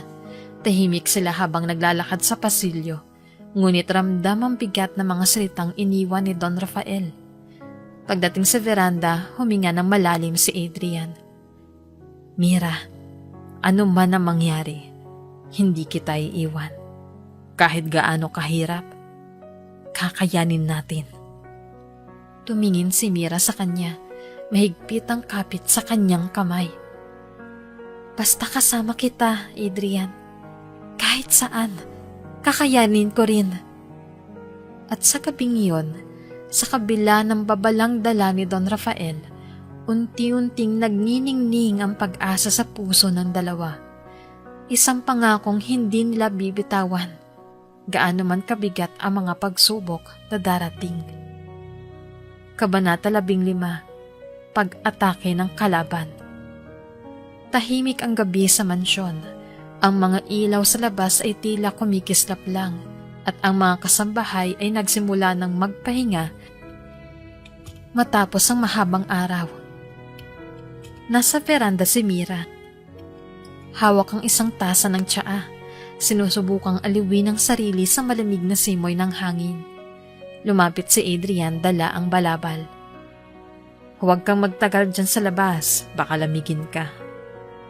Ngumiti si Mira at inabot ang balabal. Salamat. Alam mo, minsan iniisip ko, baka hindi ko deserve ang lahat ng to. Ang kapayapaan, yung proteksyon. Deserve mo, putol ni Adrian, mariin. At gagawin ko ang lahat para manatili yun. Hindi nila alam, sa dilim ng kakahuyan, malapit sa mansyon, may mga matang nakamasid. Sa isang madilim na van, nakatambay ang ilang armadong lalaki. Sa gitna nila, nakaupo si Felina. Nakangisi habang hawak ang mamahaling bag na tila bagong bili. Siguraduhin nyo na ngayong gabi matatapos ang lahat. Wika niya, malamig ang boses. Babae, sigurado ka ba rito? Tanong ng leader ng sindikato. Kung mawawala ang dalagang yon, wala ka na ring mapapakinabangan. Hindi ko kailangan ng pagmamahal niya. Sagot ni Felina halos pasigaw. Ang gusto ko lang, mawala siya sa landas ko at kayong mga sindikato, mababayaran ko. Basta gawin niyo lang ang trabaho. Nagkatinginan ng mga saka sabay-sabay tumango. Makalipas ang ilang minuto, tahimik na lumusot ang ilang armadong lalaki sa bakod ng mansyon. Binuksan nila ang mga ilaw ng flashlight at maingat ang gumalaw. Ngunit bago pa man sila makalapit sa veranda, napansin ng mga bantay ang kakaibang ingay. May mga tao sa likod! Sigaw ng isang gwardya. Agad na nagkaroon ng putukan. Adrian! Sigaw ni Mira. Nagulat at napayakap sa kanya. Mira, pasok ka sa loob!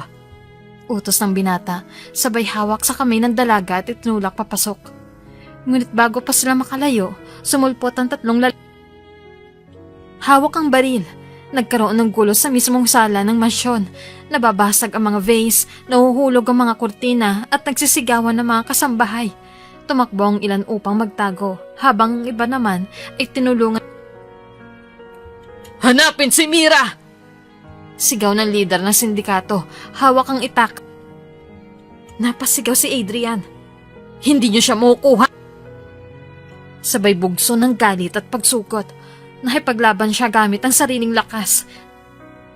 Tinamaan ng isa sa mga lalaki at nabitawan ng baril ko. Si Mira naman ay itinago sa likod ng malaking kabinet ni Aling Rosa, nanginginig sa takot habang pinagmamasdan ng kaguluhan.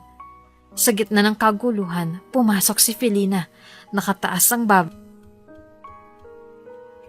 Mira! Sigaw niya tila nagtatagumpay. Wala ka nang ligtas. Sa wakas, matatapos na rin ang lahat ng sakit ng ulo. Felina! Galit na Ikaw pala nasa likod nito. Tawa lang ang isinagot ng babae.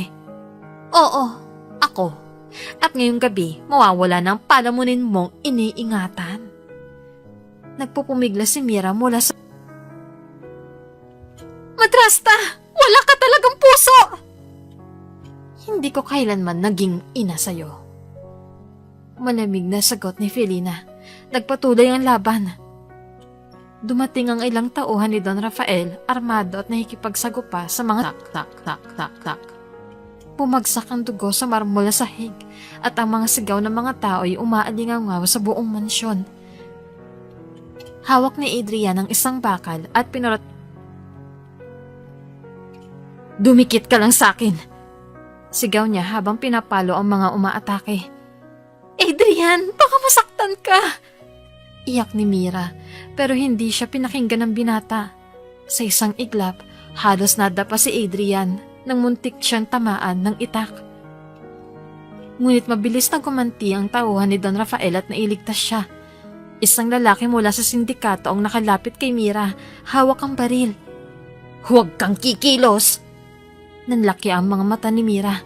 Adrian! Ngunit mabilis na kumilos si Adrian.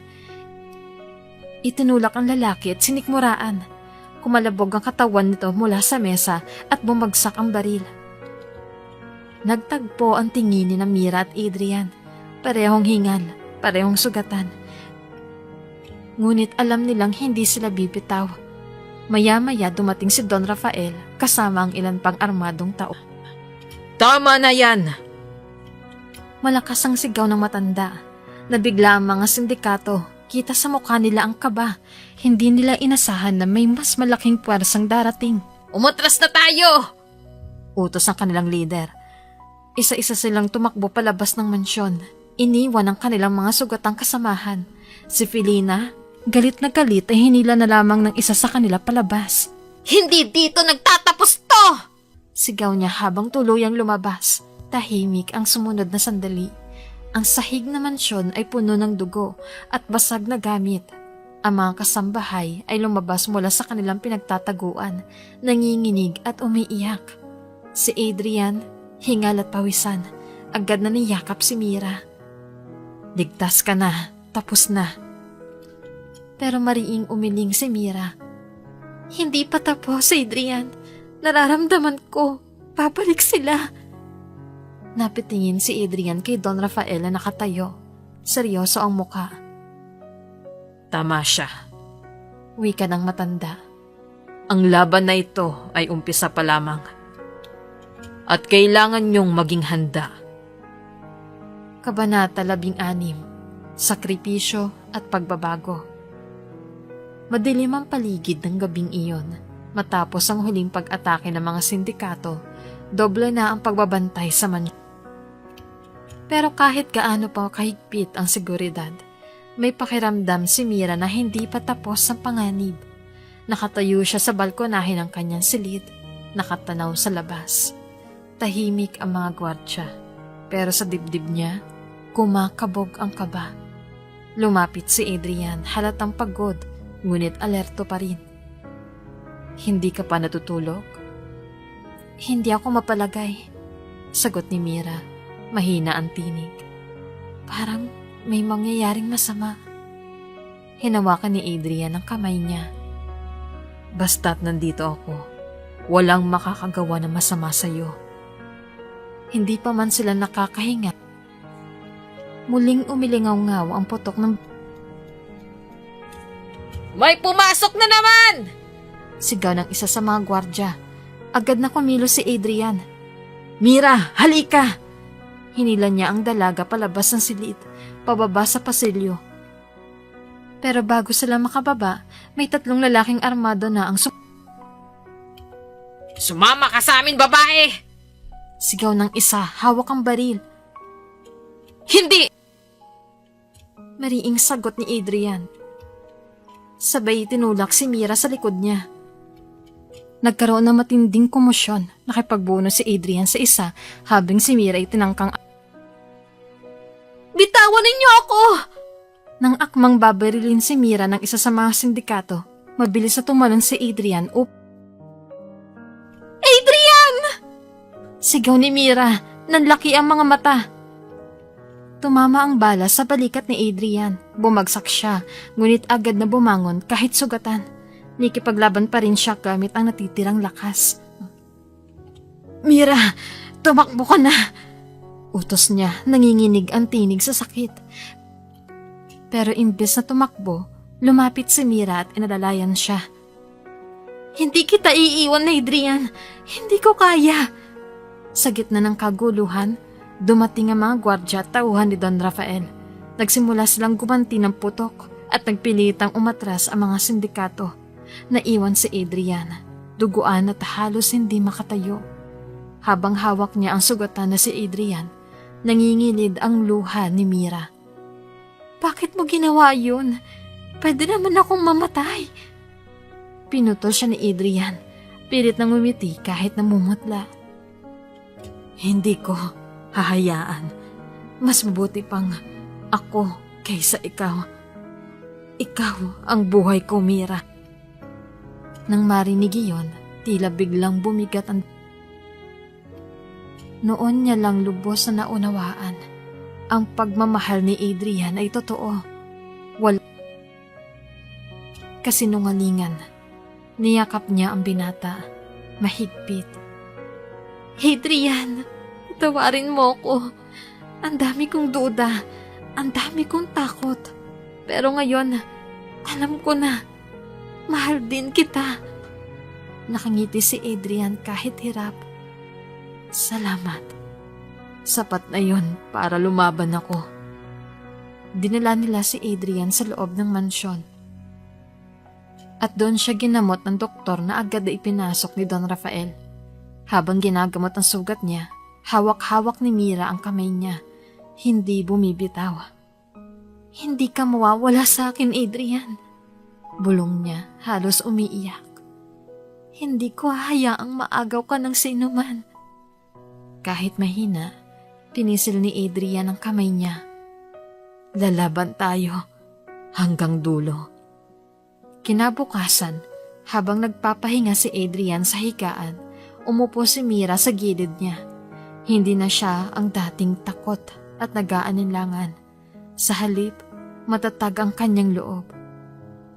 Adrian, mula ngayon, hindi na ako magtatago. Hindi na ako magpapadala sa takot.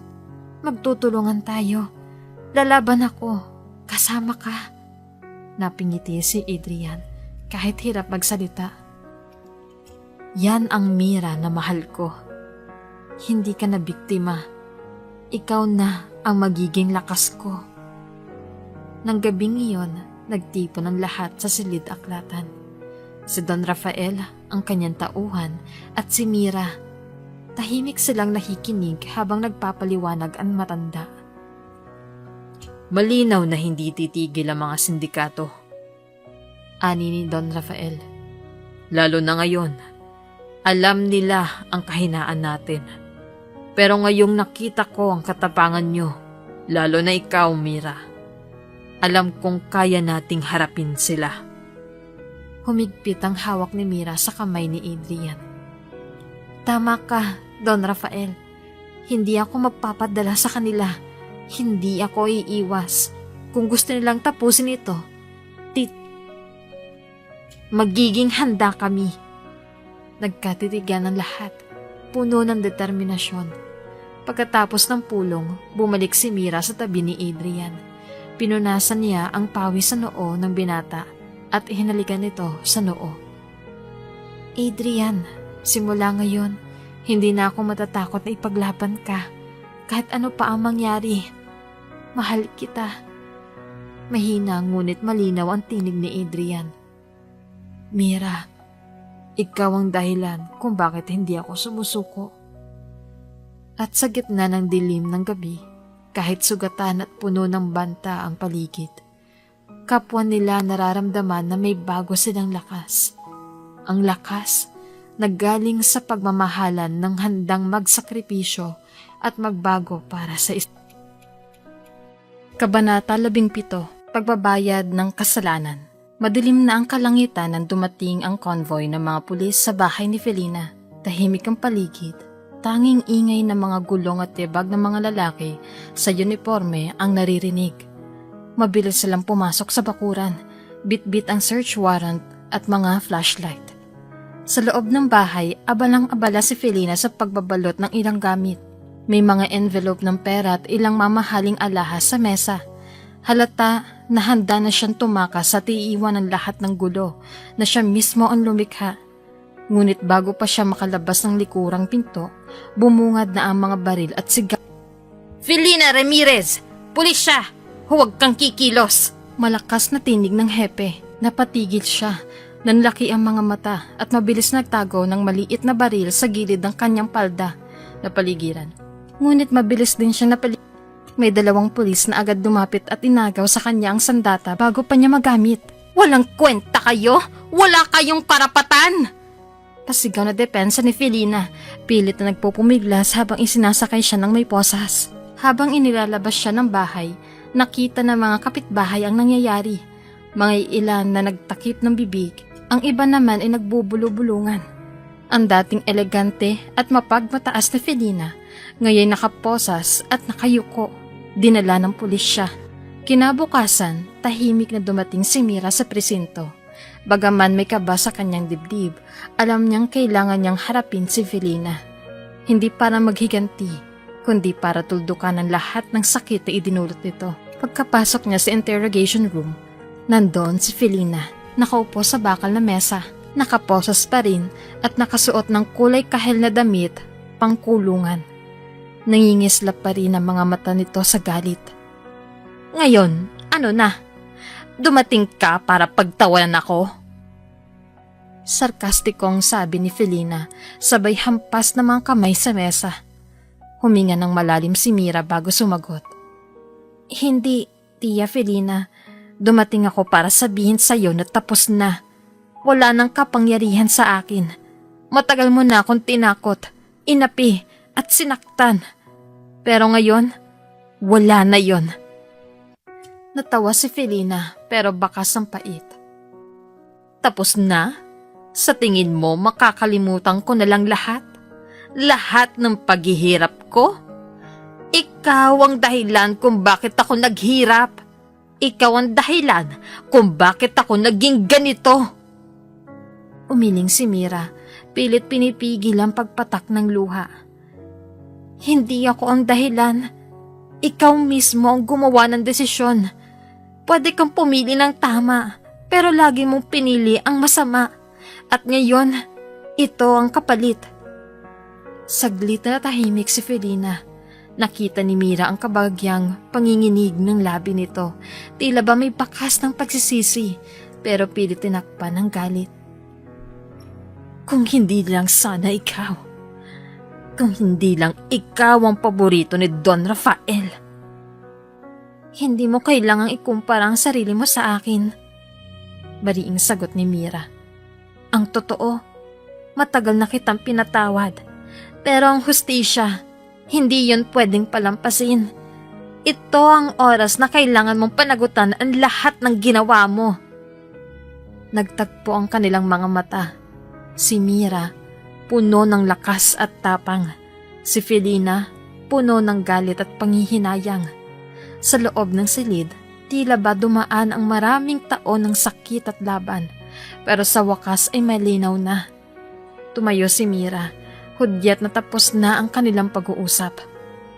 Sana balang araw, matutunan mong tanggapin ang lahat na hindi kita kinasusuklaman, Tia Felina. Pero wala ka ng puwang sa buhay ko. Hindi na nakasagot si Felina. Napayuko na lamang ito. Tila ba naubusan ng lakas. Ang mga matay puno ng luha na ayaw niyang ipakita at ang dating matapang na tinig ngayon ay naging bulong na lamang. Paglabas ni Mira ng silid, naramdaman niya ang gaan sa dibdib. Parang sa unang pagkakataon matapos ang lahat, tunay na siyang malaya. Sa hallway ng presinto, naghihintay si... Agad siyang lumapit kay Mira at mahigpit na hinawakan ng kamay nito. Kumusta? Kinaya mo ba? Ngumiti si Mira, bahagyan tumango. Oo, tapos na Adrian. Wala na siyang kapangyarihan sa akin. Good. Sagot ni Adrian sabay yakap sa kanya. Ngayon, wala nang makakahadlang sa atin. Ikaw at ako na lang. Sa labas ng presinto, sumilip ang liwanag ng araw. Isang simbolo na bagong simula para kay Mira. Malayo sa dilim ng nakaraan. Kabanata 18, Pagtatapos at panibagong simula. Ilang linggo matapos ang kaguluhan, unti-unting bumalik ang katahimikan sa mansyon. Ang dating puno ng kaba at panganib na paligid, ngayon ay napapalitan ng tawa at sigla.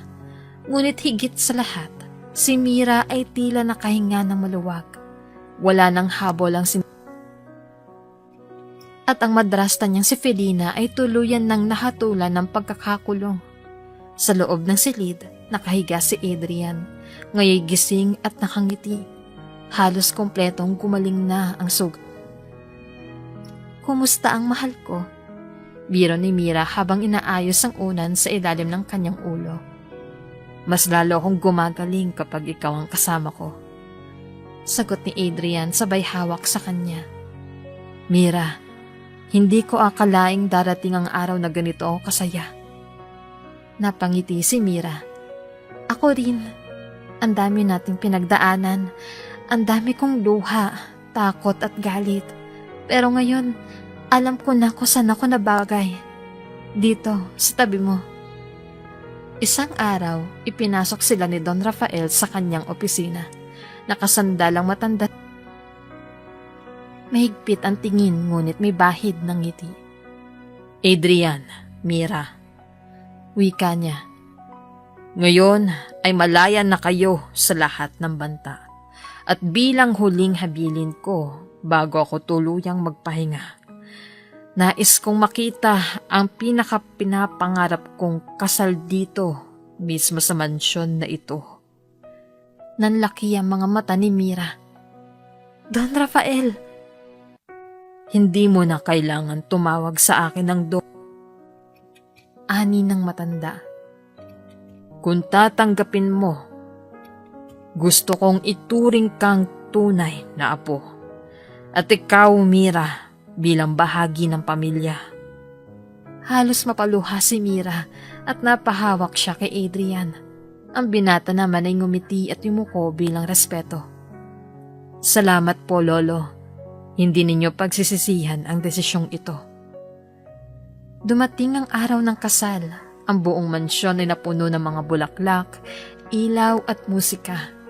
Lahat ng tauhan, gwardya at ilang piling panauhin ay nagsidalo. Si Mira, nakasuot ng puting long gown, ay halos hindi makilala. Ang dating simple at api-apihan, ngayon tila isang diwata sa ganda. Habang naglalakad siya sa aisle, hawak ang bouquet, hindi mapigilan ni Mira ang maluha. Sa isip niya, bumalik ang lahat ng alaala. Ang pagtulak sa kanya ng madrasta papasok ng ang takot, ang sakit, at ngayon, siya na ang reyna ng puso ng lalaking matagal nang naghahanap sa kanya. Si Adrian, nakatayo sa altar, nakaitim na suit, nakangiti habang pinagmamasdan siya. Nang magtagpo ang kanilang mga mata, tila nawala ang lahat ng tao sa paligid. Sila lang ang naroon. Adrian, Mira, Wika ng pari. handa na ba kayong ipangako ang pag-ibig at katapatan sa isa't isa? Magkahawak ang kanilang mga kamay. Si Adrian ang unang nagsalita. Mira, simula pagkabata, ikaw ang liwanag na nagligtas sa akin. Pinangarap kitang hanapin. At ngayong nandito ka na, ipinapangako kong hindi na kita papakawalan. Sumunod si Mira, nangingilid ang luha. Adrian, hindi ko akalaing ang isang dadagang minsang ibinenta ay magiging asawa ng lalaking matagal nang nagmamahal sa kanya. Ipinapangako ko, sa hirap at ginhawa, ikaw lang ang pipiliin ko. Nagpalakpakan ng lahat at tuluyan silang pinag-isang mag-asawa. Matapos ang seremonya, sinalubong sila ng masigabong palakpakan at pagbati. Naghagis ng bulaklak si Mira at halos lahat ng kababaihan ay nagtatawanan sa pagkuha nito. Sa bawat halakhak at awitan, ramdam na ramdam ang kaligayahan sa paligid. Ngunit sa kaligitnaan ng kasiyahan, biglang bumukas ang malalaking pinto ng mansyon. Pumasok ang isang lalaking hindi pamilyar sa karamihan. Matangkad, matipuno, at malamig ang tingin. Tahimik ang lahat nang magsalita siya. Pasensya na kung naistorbo kayo. Aniya, may matigas na boses. Pero kailangan kong sabihin ang totoo. Lumingon si Don Rafael, nanlaki ang mata. Ikaw? Diretso ang tingin ng lalaki sa kanila, saka ngumiti ng mapait. Hindi pa tapos ang lahat. Dahil ako ang tunay na anak ni Don Rafael. Naggulat ang lahat. Napaawang ang labi ni Mira. Hawak ang kamay ni Adrian na biglang lumamig sa kaba. At doon nagtapos ang kasal. Hindi sa katahimikan ng pag-ibig, kundi sa pagbubukas ng panibagong lihim at mas malaking palaisipan.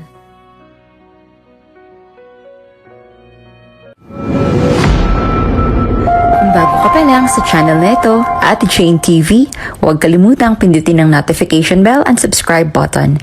Sana po hindi naman malaking abala sa inyo ang pagpindot ng subscribe button dahil ang kapalit po nito ay ang pagsuporta para makapag-produce ng mga libreng stories sa mga channels ni Ate Jane. Maraming salamat!